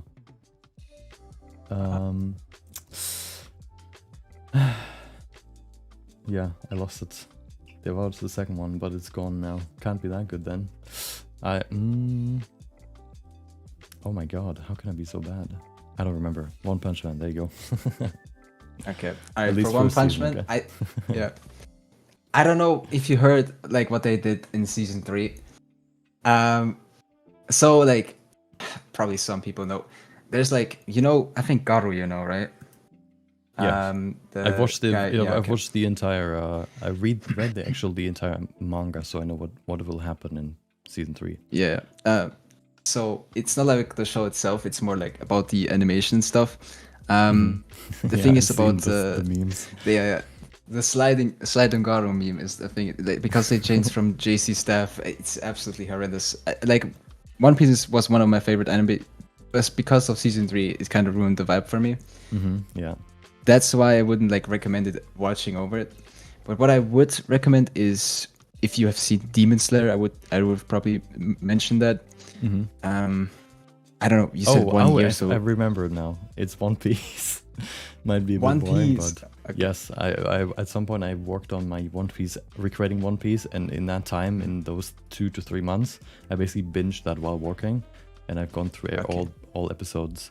A lot of filler, unfortunately, but yes, that one's a good one too. So you're like I'm very episode basic, what? okay. Yeah, like are you not? Oh. You're not like episode 400, 700. You're like episode 900,000, right? Ish. Yeah, I'm at the end. So when in Egghead, the beginning of Egghead, when they stopped releasing the dubbed anime episodes, that's where I stopped, because I wanted to wait for the new ones to come out. I don't know if they have come out yet, but yes, that's when I stopped. I don't know. I remember. I also watch One Piece, but I don't remember that they changed that it's not weekly episodes anymore. It's more like more monthly, I think now. I think somebody that told me that they have like now they release like 24 episodes per year. Yeah, they which make it in would mean seasons. that they would make it like take like years for to finish, but we'll see how it ends up. Like trust me, bro.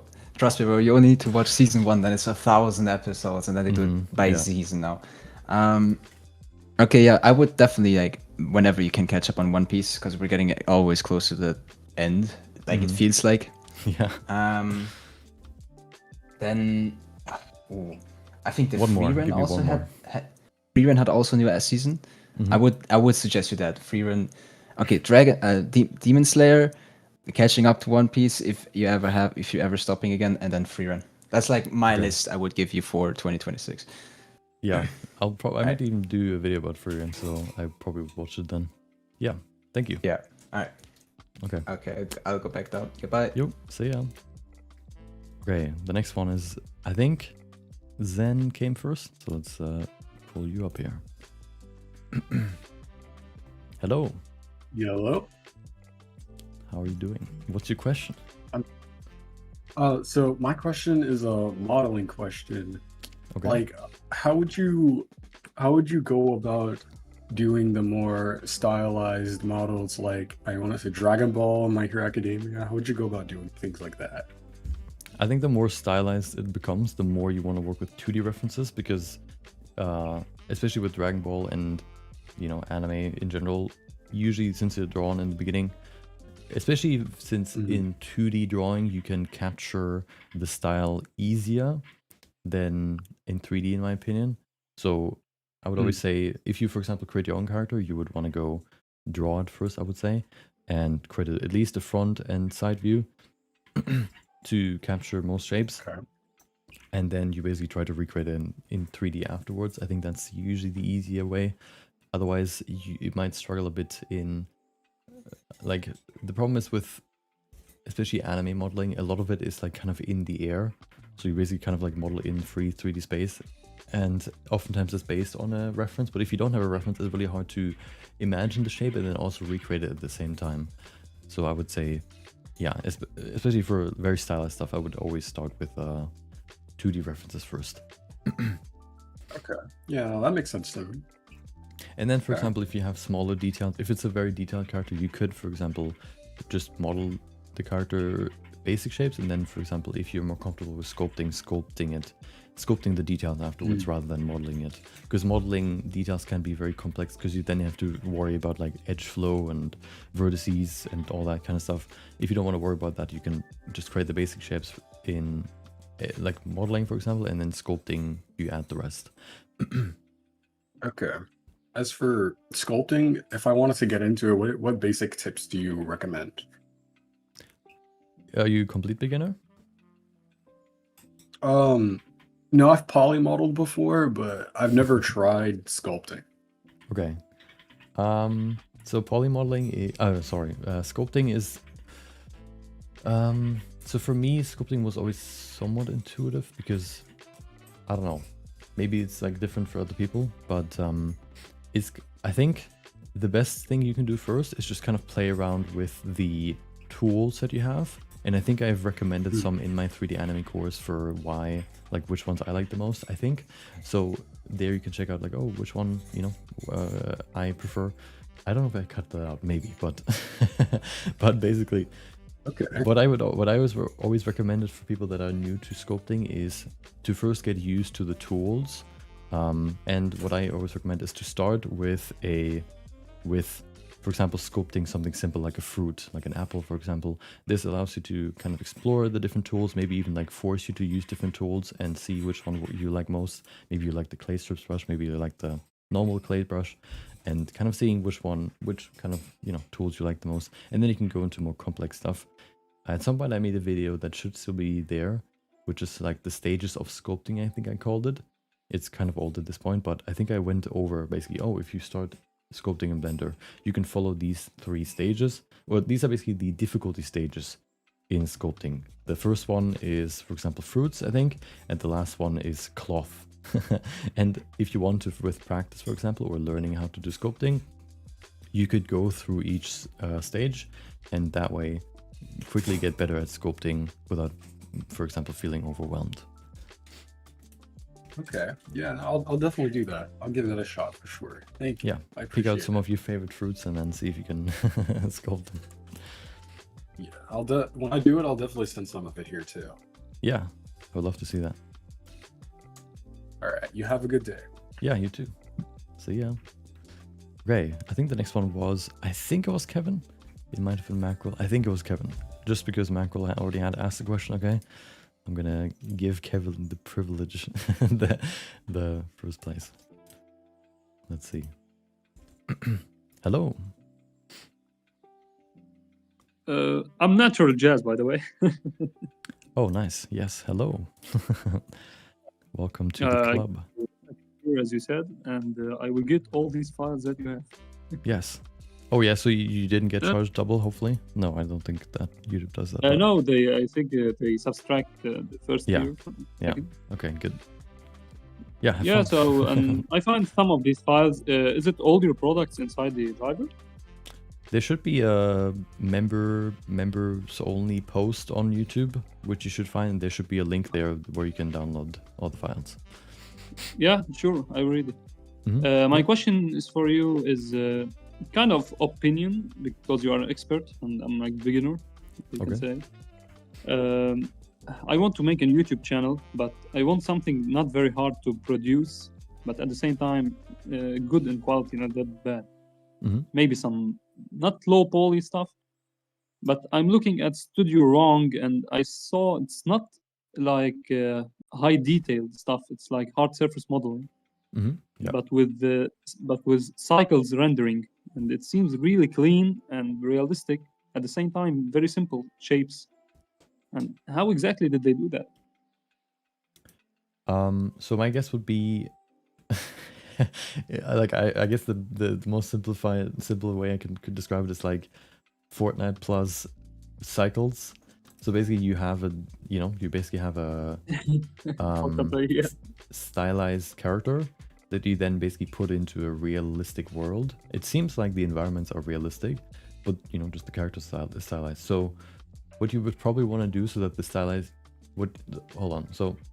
so I think the way you want to do it is, since you have realistic lighting and environments, I think you also want to have realistic surfaces, or at least realistic shading on the character to a certain degree. You don't want to have like pores and stuff probably, but at least so that it can interact well with the environment. I guess in theory you could also have like a cell shader there. So I guess maybe I retract my statement. And for this, so I guess, so for the character, I guess you can kind of decide what look you like. You could, for example, make them look like how they do it, which is like fairly simple surfaces, but then, you know, it still interacts well with the lighting in the environment. But yeah, was that a question that helps you? Or Yeah, no problem. Just because you're an expert, better than my view on the matter. And they actually do a lot of cloth simulation. If you see the details, like every movement is very realistic in the cloth. But yeah, like you said, I think they use a lot of lighting and shading, so they blend the background with the characters really well. Yeah. And it seems like they are in the real world, and they are not. Yeah. So Yeah, thank you for your time, and we'll be happy with my membership. Actually, never mind. Yeah, if you want to go, don't worry. But I just basically wanted to say it's kind of like you basically just take the models from your 3D and then put them in real life. That's kind of how I guess you could describe their style. Yeah. So if you want to kind of capture that style, you could kind of follow that principle. And then there's another one that I want to recommend, which is called Milky Subway. I think is an animation. I think a title for an animation that you can check out. They, I think, recently just released 3 weeks ago a making of video, which might also be useful. They have a similar style to the Studio Wong style. Milky Subway, yes. The Milky Subway, okay. I will save that. Yep. Thank you very much for your time. No problem. Have fun, guys. See ya. Okay. And now back to Mackerel with the second question. Wow. Let's see what it is this time. Maybe rigging again. Maybe now third. What's it called? Third level animations. Let's see.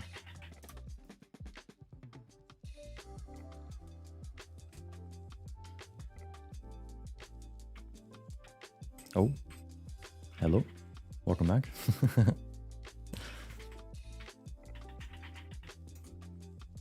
I think you're muted if you're saying something right now. Oh gosh, there. Hi again. This is my first time even like using this and seeing this.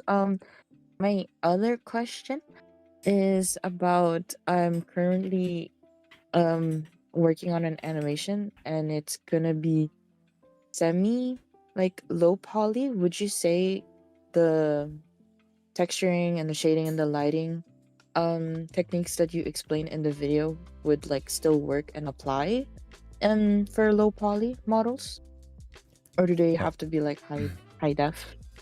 So the explain it right. So I'm guessing it. So in theory or in in theory, the poly count only really defines the silhouette of a character, because you can still adjust the normals. So at some point in the 3D anime course, I had a cube that I then put a sphere into, and then it copied the normals from the sphere onto the cube, and then all of a sudden it looked like the sphere is merged with the cube. I wanted it to look like a sphere, the cube, but somehow it didn't work, so I just went with that. But basically, you can still, after you have your low poly character, edit the normals so that it looks smooth. That kind of happens when you, for example, shade your model smooth. And so the only thing that the vertex count really defines is what the silhouette looks like. So if you have a low poly character, the silhouette will be very blocky. But if you have a but if that's not the problem, then I would say you can still go with low poly. Okay. All right then. Thank you also, very much. One more thing. You. If you don't need shading, you can also just work with, no shading at all.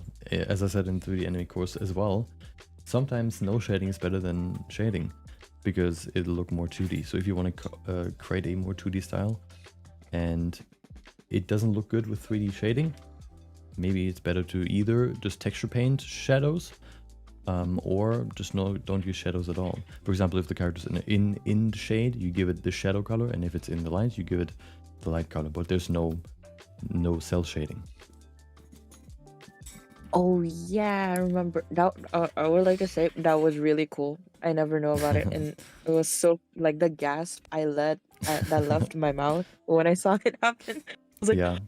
oh my god. I don't know if But I yeah. think that was the anime where I wondered if it was 3D or not, with the blonde character, the blonde girl, and the small little dude, the little kid. But I think they, in that style, do it that way, where they only have either light or dark, which somehow works really well. Yeah, so that could be one way you can do it. Okay. Yeah. Thank you very much. That was it. No problem. My pleasure. See ya. Mm. Okay, looks like Victor has a question now. Hold on, let me go. Actually, no, I'm gonna go through this. There's also some chat stuff here. I guess that's just like, oh, okay, that's just like stuff like this. Lig send a message here. I might go through that in a second, but let me go through with the voice chat first. Let's go through a few more, I guess, and then I'm gonna go back to the chat again. Also, welcome Nutella Dan. I saw your message. It's been a while. It's also been a while since you sent the message, but yes, thank you for all your anime recommendations. I'll see if I can go through them. But yes, okay, Victory. Now you have a question. Let's see what it is.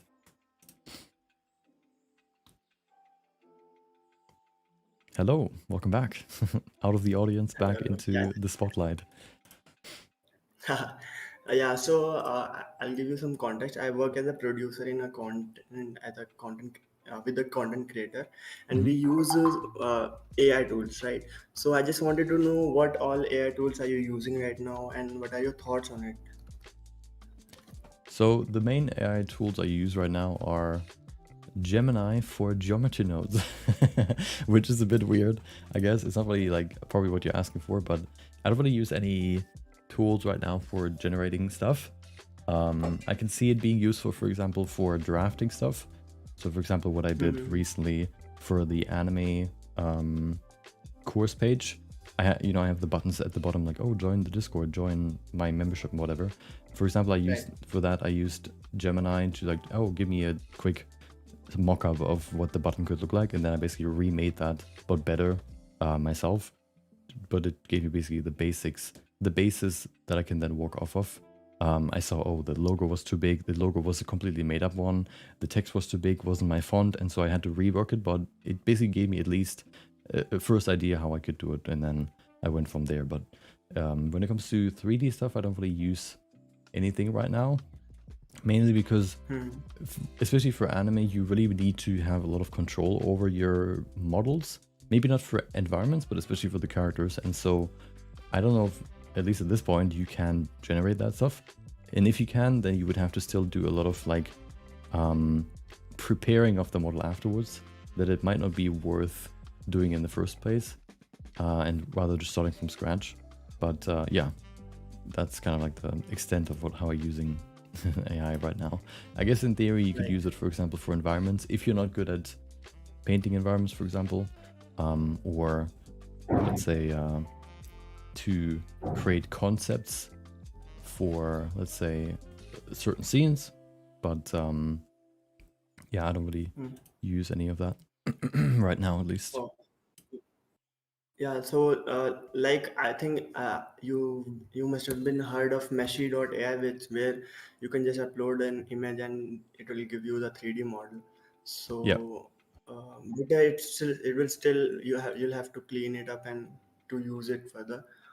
But do you think it just helps us animators and anime, and it's going to reduce some tensions from us? I think it can be very useful. The one I've seen it used by one person on YouTube before, which was by Alex Rosa. He made a Minecraft animation, and for that, for example, he, I think, credited the environment in Meshy. They also sent me emails before about their stuff. Yeah, of course, then you already need to have an image that can be made 3D, but yeah, the the main reason why I haven't used it yet is, first of all, it's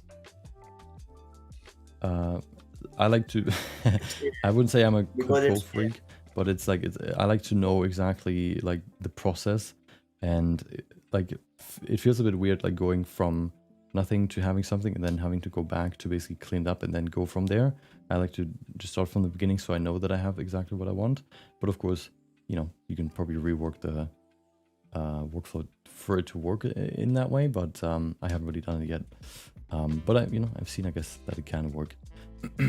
The only problem, I guess, right. like the only annoying part is that like these things are always cool, and then like the only annoying part is always like the oh, it's all based on stolen data or whatever. But yeah, it's like a weird topic that is like hard to find a good, I don't know, middle ground on.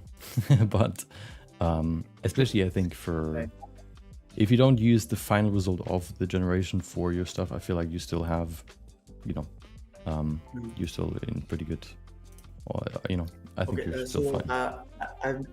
I've been a 2D animator from last 2 years, and I just explore. I'm just starting with the 3D animation from few months now. So would you suggest like a new 3D animator like me to uh, uh, to put some information, or just would you suggest us to start from beginning, or what would you suggest for me? Or I just hallucinated. So basically switching from 2D animation to 3D animation? No, not switching, but I'm just exploring the 3D Oh, animation. okay. I still love 2D animation, but I'm just exploring this. So I actually also started 2D animation, not actually characters, but I worked in an ad agency at some point, and there I did a lot of like social media posts, which might sound a bit weird, but like animated social media posts, and there you still apply the same things like the whatever it's called, the 24 principles of animation. You can still apply to social media posts as well. And the cool thing is that 2D is kind of just 3D, but with one less axis. So everything that you learn in 2D, you can also apply in 3D, but you can then just apply it to one more axis. So like if you think about like pacing doesn't really change because it's based on the time. But when it comes to, let's say, how you create your animation, it can be very similar. First creating very, very like individual keyframes that are very far apart, and then you basically blend them with a few more keyframes, that kind of stuff. And a lot of that stuff is basically the same between 2D and 3D. The main difference is really only how you really work with the tools. So learning how to rig and stuff, I guess, can be a bit more complex. But once you, I think, learn how to do that, it's very, very similar. Right. That's all, man. Thanks. Yeah, no problem. Hope you have a good day. See ya. Okay. Do, bro. So there's one, oh, there's a question, hold on. Is there one more here? Okay, this one. Okay, last call, okay? Anybody that still wants to ask a question of voice chat, they should join now. And then I'll close the voice chat in a second. Just because, then you can unmute the stream again, and I guess you can, yeah, you can listen there, I guess. But wait 1 second. The drive link is only 5 files. It should be all the product. I think I only have 5 products, so it should be all the products there. If there's anyone missing, then let me know, and then I can add them as well.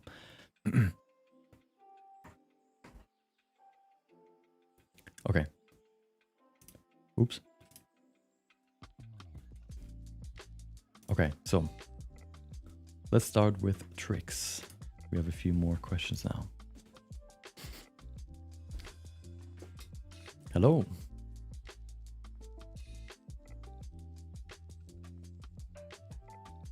Hello. Maybe you're muted. Maybe the microphone isn't set up. Okay. Mic set up. Let me see any more. Okay. Oh, I can hear you. Yes. All right.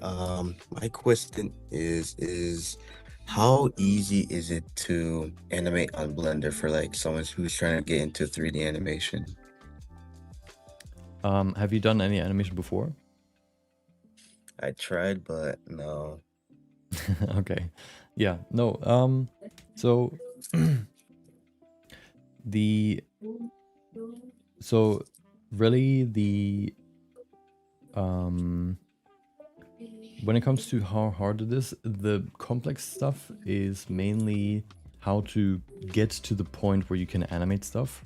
So let's say, for example, you want to create a simple ball bouncing animation. You can't just like grab a ball and then animate it how you would do it in 2D, like draw a circle and then draw another one for the next frame. You would have to first create something that you can then animate, which is kind of like the hardest, or like the hard part, because I guess in theory you can also get models and then animate with them, but usually a lot of those models are very complex and might make it even harder because you don't really know what all the layers are and what that kind of stuff is.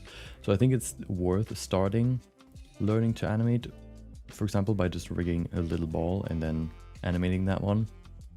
And then later trying to get into like rigging more complex things. So there's like a little bit of a hump that you need to get over, but once you've at least learned the basics, you can start learning how to animate and learn, for example, like the principles don't rely on the principles of animation don't rely on having a good rig. All you need is something to animate, and then you can practice those. And then at some point, if you want to animate, for example, characters yourself, you would have to either get them online or create them yourselves, and that gets a bit harder. But I think starting, if you, for example, just go into, for example, a beginner animation tutorial, they either usually have a download link to a simple object if they want to immediately go into animation, or they explain a bit about rigging, so that you can then, at least know the basics and then start animating. So if you struggle with the principles, or like if you want to start at all, it might be easier. Like if you struggle with the 3D aspects, like, oh, I don't know how rigging works, or I can't make the rig work, it might be actually easier to start with 2D animation first and then go back into Blender afterwards, because then at least you get the satisfaction of, oh, I've animated something, it can be fun. Rather than immediately, like slamming against the wall of having to figure out how to rig something. But if you can figure it out, then it's a little hump you have to get over, but afterwards, at least you have something you can reuse over and over again. Oh, thank you. That's my only question. No problem. Good luck with learning animation. It can be complex, but the longer you stick with it, the easier it gets. Yeah, I'll try my best. Yeah. Well, thank you. Yeah, no problem. Next one I think was that guy 1357. Are you that guy? Let's see.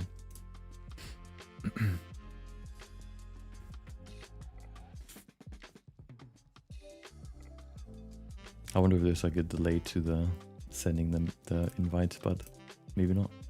I don't know. It seems like it, but I guess it depends on the person. Maybe they're sleeping. Hello.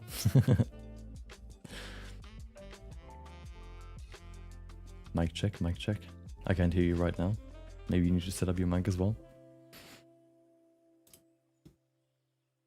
It's like learning an instrument. The basics are fast to learn, but the more you dive in, the more difficult it gets. Yes. Yeah. The problem is with Blender rigging, like Blender animation, you have to know the basics of rigging too, which is kind of weird. It's kind of like you want to learn how to play an instrument, but then you have to first learn how to build the instrument. Yeah. Which is like, I guess, the problem there. But yeah, you can also get one online, of course. That guy, are you there? I don't know if you are that guy, because your mic's not working. I can't hear you yet. I'll let you know when I can hear you.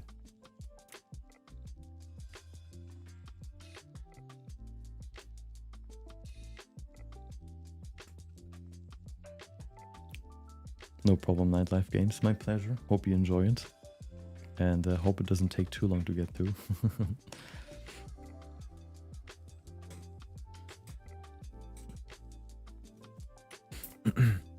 Yeah, so for everyone that likes the Studio Wrong style of animation, also check out the, what's it called?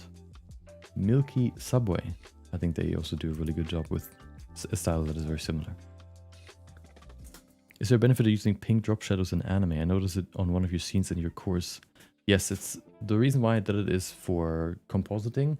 Basically, the reason why I made it pink or magenta, which is just pure red and pure blue, is because then I can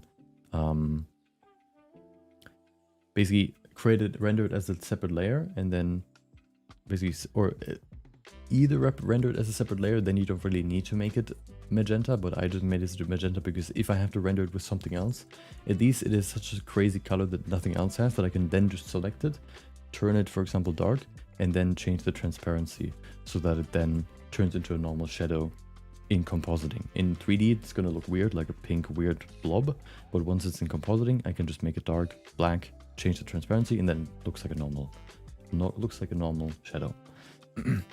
Okay, well, that guy couldn't figure it out, but maybe you can do it in a second, and then you can raise your hand again. But before that, let's go to Nameless.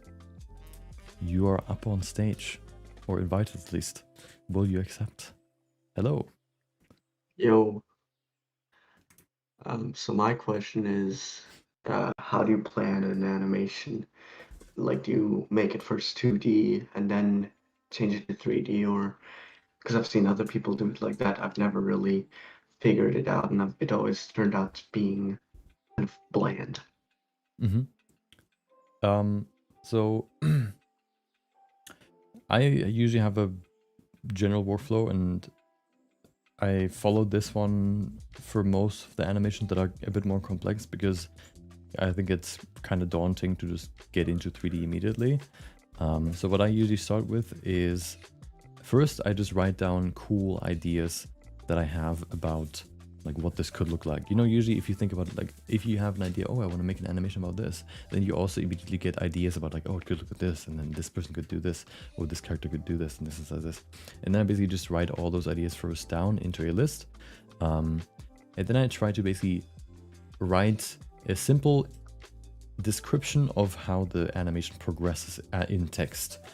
So it could be like, oh, character 1 looks like character 2, and then maybe you could even like add, oh, shot 2, character 2 looks like character 1, and then starts running at them. And then you can basically write out your idea first and see if it works well there. And then what I usually like to do is, for each I try to think of how I would then convert those, how I would film what I've described in text, and try to basically draw, maybe like I give myself like 1 or 2 minutes for each drawing, and just try to very simply sketch out what the shot could look like. Oh, somebody's like punching, and then what perspective could it be? Like if the character is in front of the other that gets punched, if it's like a side shot where they are like on the same level to the camera. And I basically just kind of sketch out every scene that I have in mind. And afterwards I would basically go into 3D and try to first recreate a still frame of the sketch and see if it works there. And then afterwards basically add more and more keyframes, starting with the most important poses, and then afterwards blend in between those poses with more keyframes and going from there basically. Okay. Is it okay if I ask another question? It's a small one. Yeah, no problem. How do you come up with these dynamic poses? I think it is a bit just looking at, for example, references like different anime, or for example on Pinterest, finding just like dynamic poses and stuff, and then seeing if you can integrate them. Or what you can also try is think about the camera as a fly and then trying to basically see where you can be as the fly to create the coolest angle of what you're trying to capture. It could, for example, be somebody punches another person and the fly is right behind the person that gets punched, so that the face is super close, and then the other person is like super far away because their hand stretches out so far. Yeah, that's like the second kind of trick that I use to imagine what cool angles could be. Okay, yeah, thanks. And then I guess the last thing I guess that can be useful is just learning like general compositing, I guess, for like camera compositing. I think can also be useful, how you can position the characters, for example, to make it, for example, more interesting. Okay. Yeah. Yep. Thanks. That was basically it. Okay. Yeah. Thank you for asking, and I'll hope you can work with that. Thanks. Yep. Okay. It seems like that guy has fixed. Oh. Okay. It seems like the question. I mean, mic doesn't work, but I guess we're gonna go through these questions real quick, and then we're gonna go through, I guess, a few more chat questions. If you have any more questions in chat, we'll go through those. And then we might end it there. Hopefully that answers most of the questions that you have. And if you, I guess, watch this afterwards, maybe your question has been answered. But yes. So, as someone who's thinking of creating a full animation on my own, is it possible to pull this off? I guess it depends on how long it's supposed to be. Well, anything is possible if you have enough time, I guess. So, yes, it is possible. Do I need a lot of tools or a powerful PC? Not necessarily if you work within what you have.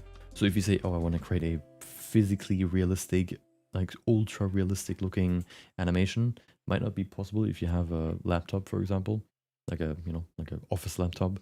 So you would have to find what is possible for your laptop or for your PC and then work within those means. But, you know, as long as you have a PC that can run Blender and render things, you can create things. You know, you can create an animation. Has any solo creator ever done this online? Making a complete animation that resembles works like The Amazing Digital Circus or Arcane? Well, of course, you, if you look at...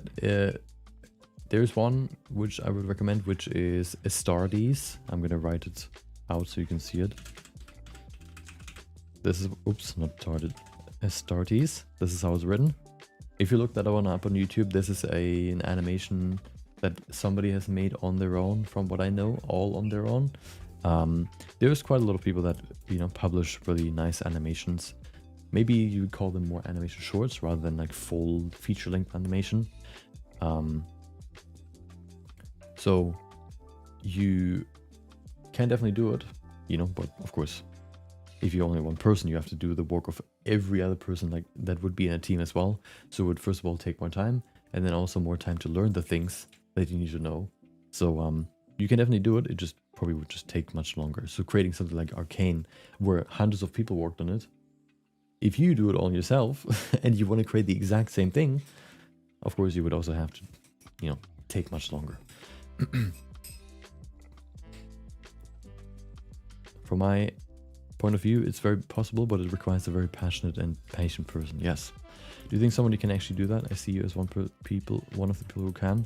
Yes, it just depends on, like, you just have to know your limits or what you can do and then work within that. Like, I know that I probably can't create a feature-length animation, so I'm not trying to do that. I'm trying to more see if I can capture a concept in a compelling way rather than trying to like make that concept a whole feature-length animation, for example, or like make it as good as possible. I try to more capture the concept in a cool way rather than min-maxing the whole thing basically. Welcome. The one, the only failure. I remember your name too. Okay. There was the second question here. Working with clothing, and if you have cool tips and tricks. So clothing can either be done, I guess, through rigging or through simulation. Simulation is probably the easier way if you want to do it. Like, it's probably the easier way, but also the less controllable way. If you want to do clothing in a more controlled way, like for example for anime, you probably want to rig it, and then rigging clothing can be a bit complex, but if you can do it, it can be very, very useful and very, you know, can work very well. Of course, if you want to do something more realistic, you probably want to use simulations, but yeah. I don't really have any, I don't like animating clothes, so I have never really used cloth animations, for example, but I've seen other people do it, and it doesn't seem that complex. It might just be a bit, you know, annoying to set up, but yeah. Otherwise, if you want to do rigging, if you want to rig your stuff, then there's some stuff, for example, by Pierre Picot. He has made some videos about rigging clothes. And otherwise, you could, for example, analyze some clothings of, for example, video game characters that you can find online. I also, in my 3D anime course, there should also be a link in the description that where you can open it. There should also be in the extra resources section at the bottom.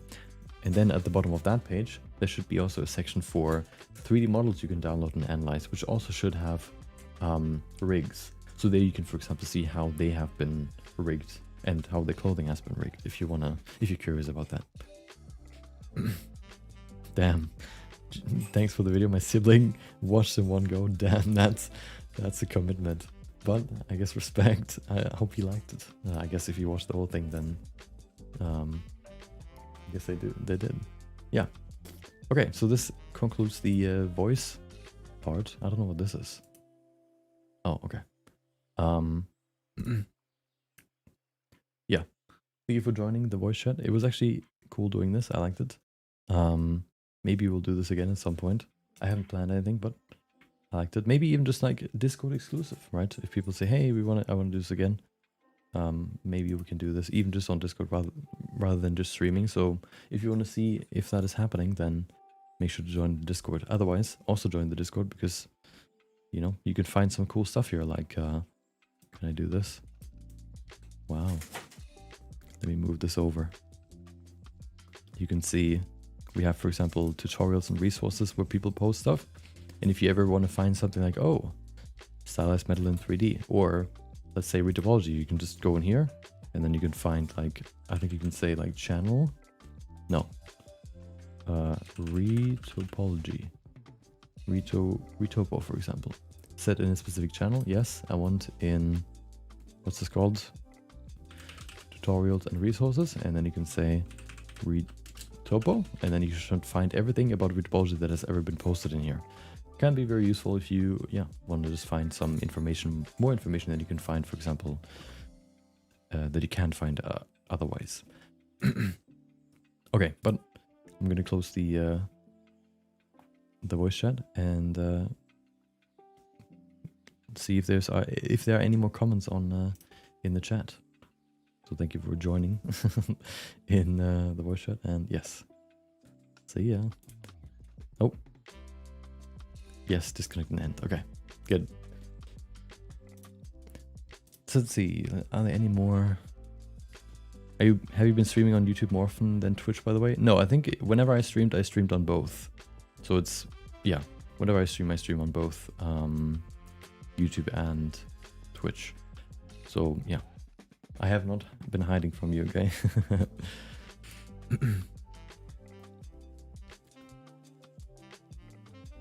Okay.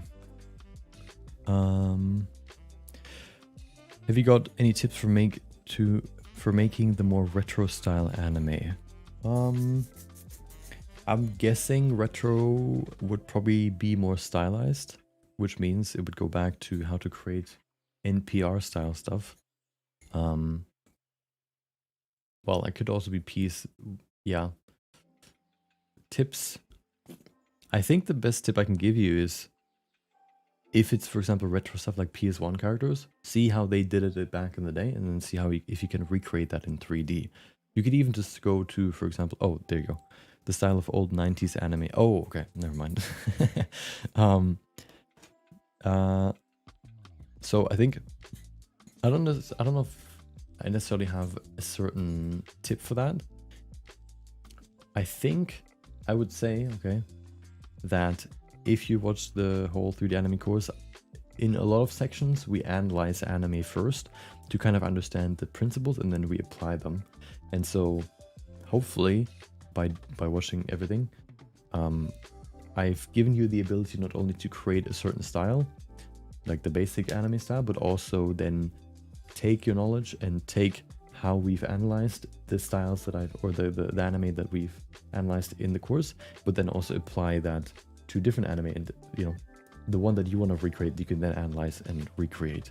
That was kind of the idea, because a lot of anime looks very different, and so just covering how to do one style of anime doesn't really help a lot of people, because that would only, because they probably don't want to do that style.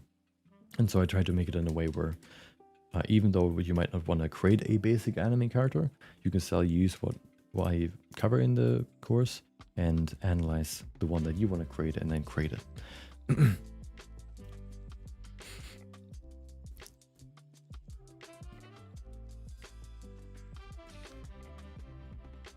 I want to create a kids show. How would I go about it? Wait. Oh, I think I skipped a few, but okay. A kids show. Well, it's kind of the same as any animation, really. You first, I would say, you start by writing down your idea, and then I would say you start by drawing, sketching out your ideas, and then I would recommend to then go into 3D and, you know, create your idea, realize your idea, I guess. And it sounds kind of simple, but of course there might be some sub steps, but it's really, you know, these are kind of like the big steps how I would approach it.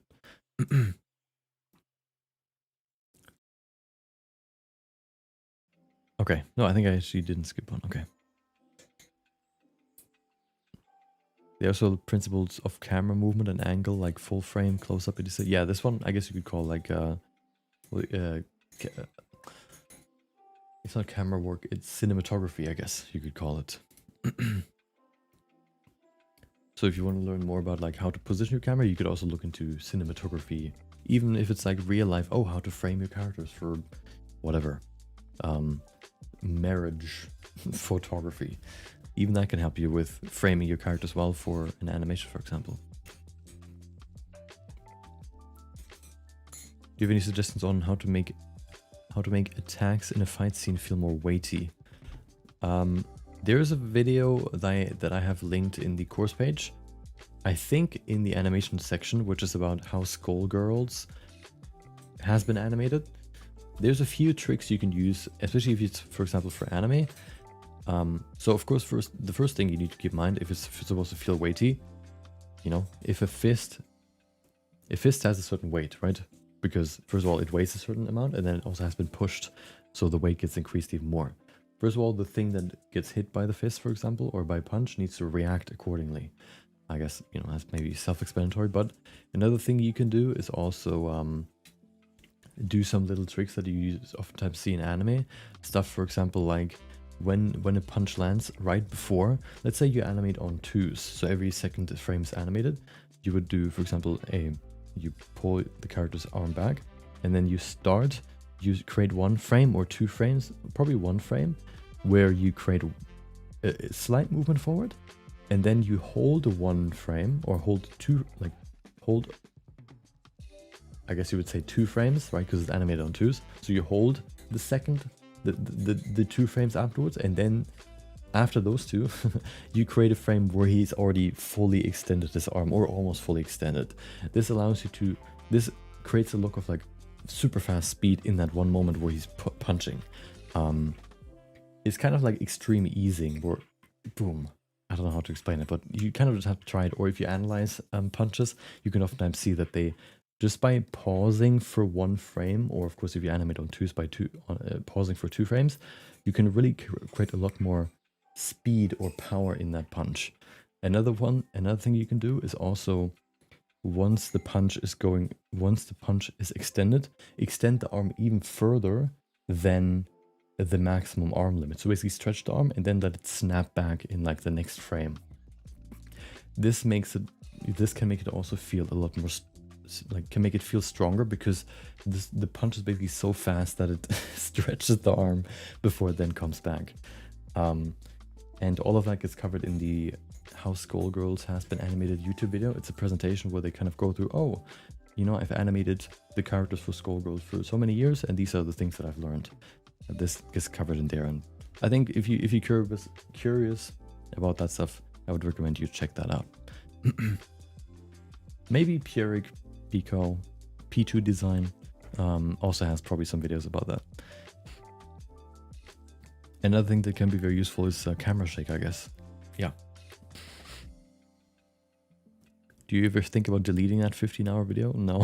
Why would I? I spent so much time on it. Why would I delete it? Is my camera laggy? I think so. Maybe it's just a preview. Oh, no, it's done. Okay, maybe just a quick quick lag. I have it connected. It's actually my phone that is connected wireless, so maybe that's why it's lagging sometimes. Okay. Have you ever seen that the Dragon Ball Xenoverse 2 OG cutscene models? I have not, but if they've been made by CyberConnect 2, I can imagine they're pretty good. I might actually go into like, what's it called? Dragon Ball or kind of that kind of thing maybe in the future. But yes, I have not looked into them closely yet. How would you go about attaining that look? I think it comes back to, again, starting with a 2D reference and then recreating the reference afterwards in 3D. Because in 2D it's much easier to capture the look, and then in 3D you would then capture the 3D version of that look. Will you be streaming again? I don't have any plans for streaming, but you know, if there's anything... The problem is with streaming is that the days I stream, like I can't really work on stream because I usually am much slower on stream than off stream. Also, streaming is kind of, I don't know, like draining for me. I don't know how to describe it, but so I don't think I can do streaming like regularly again, but you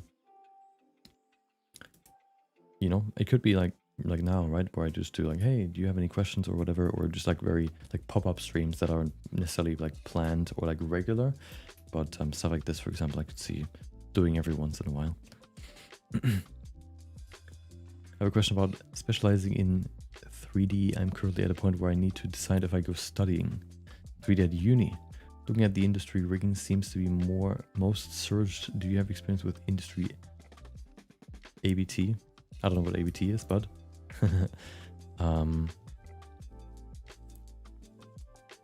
so I don't have any industry experience. I guess there's a short version of it. Oh, okay, about. Yes. About specializing. Sorry, I didn't even see the last word. Yeah, I don't have any industry experience. The only thing is like hearing about what other people say about the industry.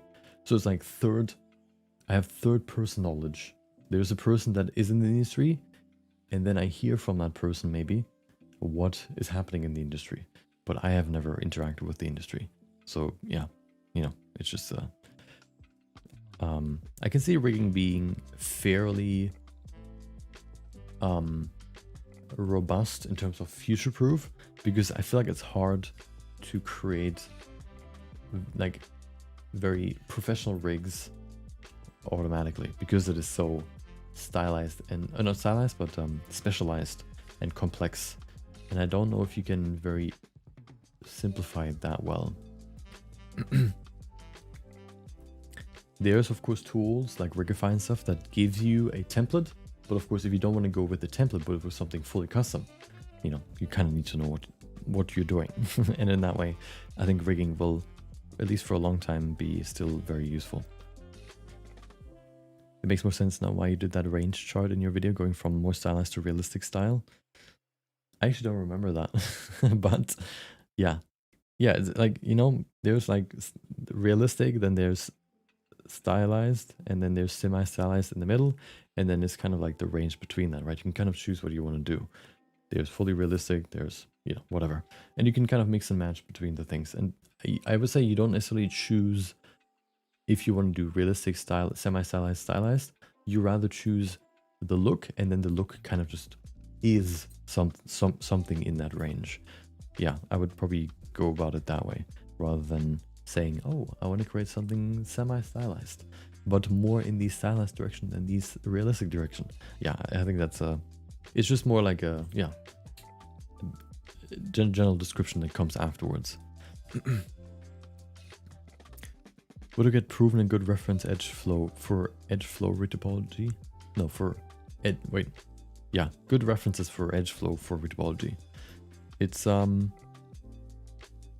well, I think a good resource is like, you can just go to Google and look at references, but sometimes, you know, those are just like the pictures you find there are, for example, from, let's say,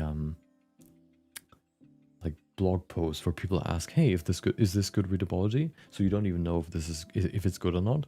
What I would recommend, if you want to find pretty solid one, if you want to look at characters, the Blender Studio has free base meshes that they just let you download. It's like a blend base mesh pack that you can download, and then you can analyze the edge flow there, for example. I would say those are probably pretty high quality.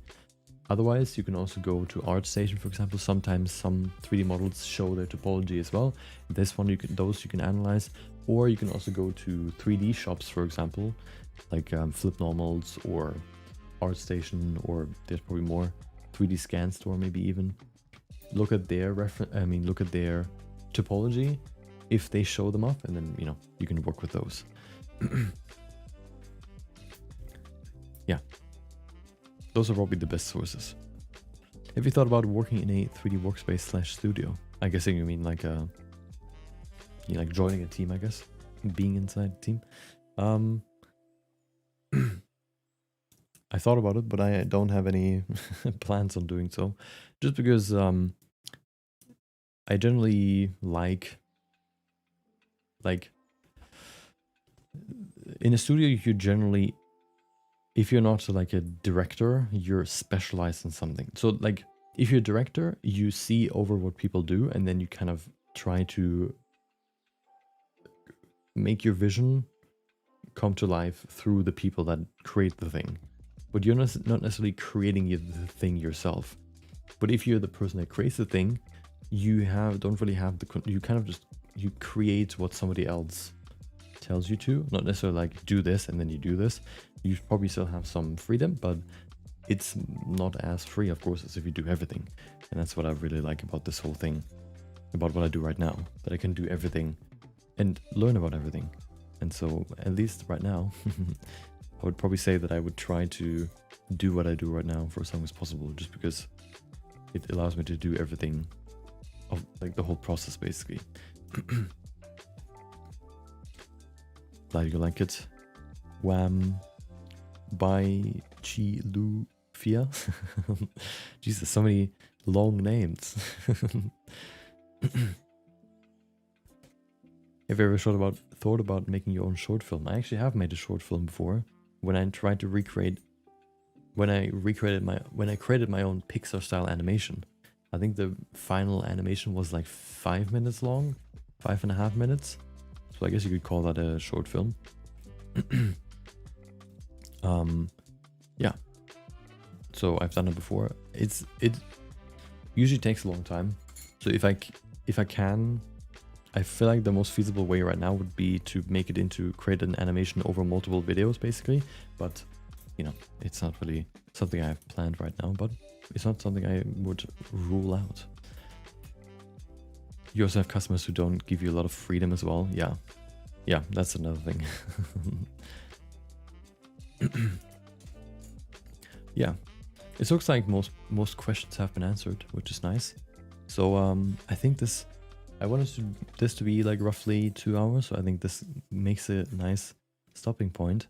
If you want to see more of me, I guess, whoever wants to do that, yes, you can watch the new video that just released 2 hours ago, right when I started the stream, which was maybe not the best timing, but yes, where I basically cover, in my opinion, the top 15 3D anime ever created. So anime that uses 3D in a significant way, whether it's for characters, environments. I think most of them use characters, and you can check those out.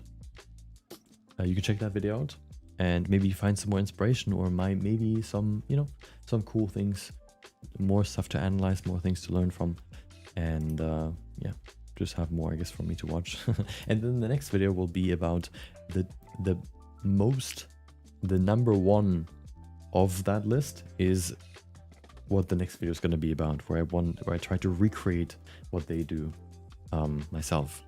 And I think the process will be very similar to Arcane. So if you like Arcane, you might also be interested in how that anime has been created. Yes. Hope you see more often. Yeah, I probably won't do it regularly, but maybe there's going to be some, I guess you could call it, events every once in a while. And if there is, I'll probably announce it on Discord or on YouTube as well.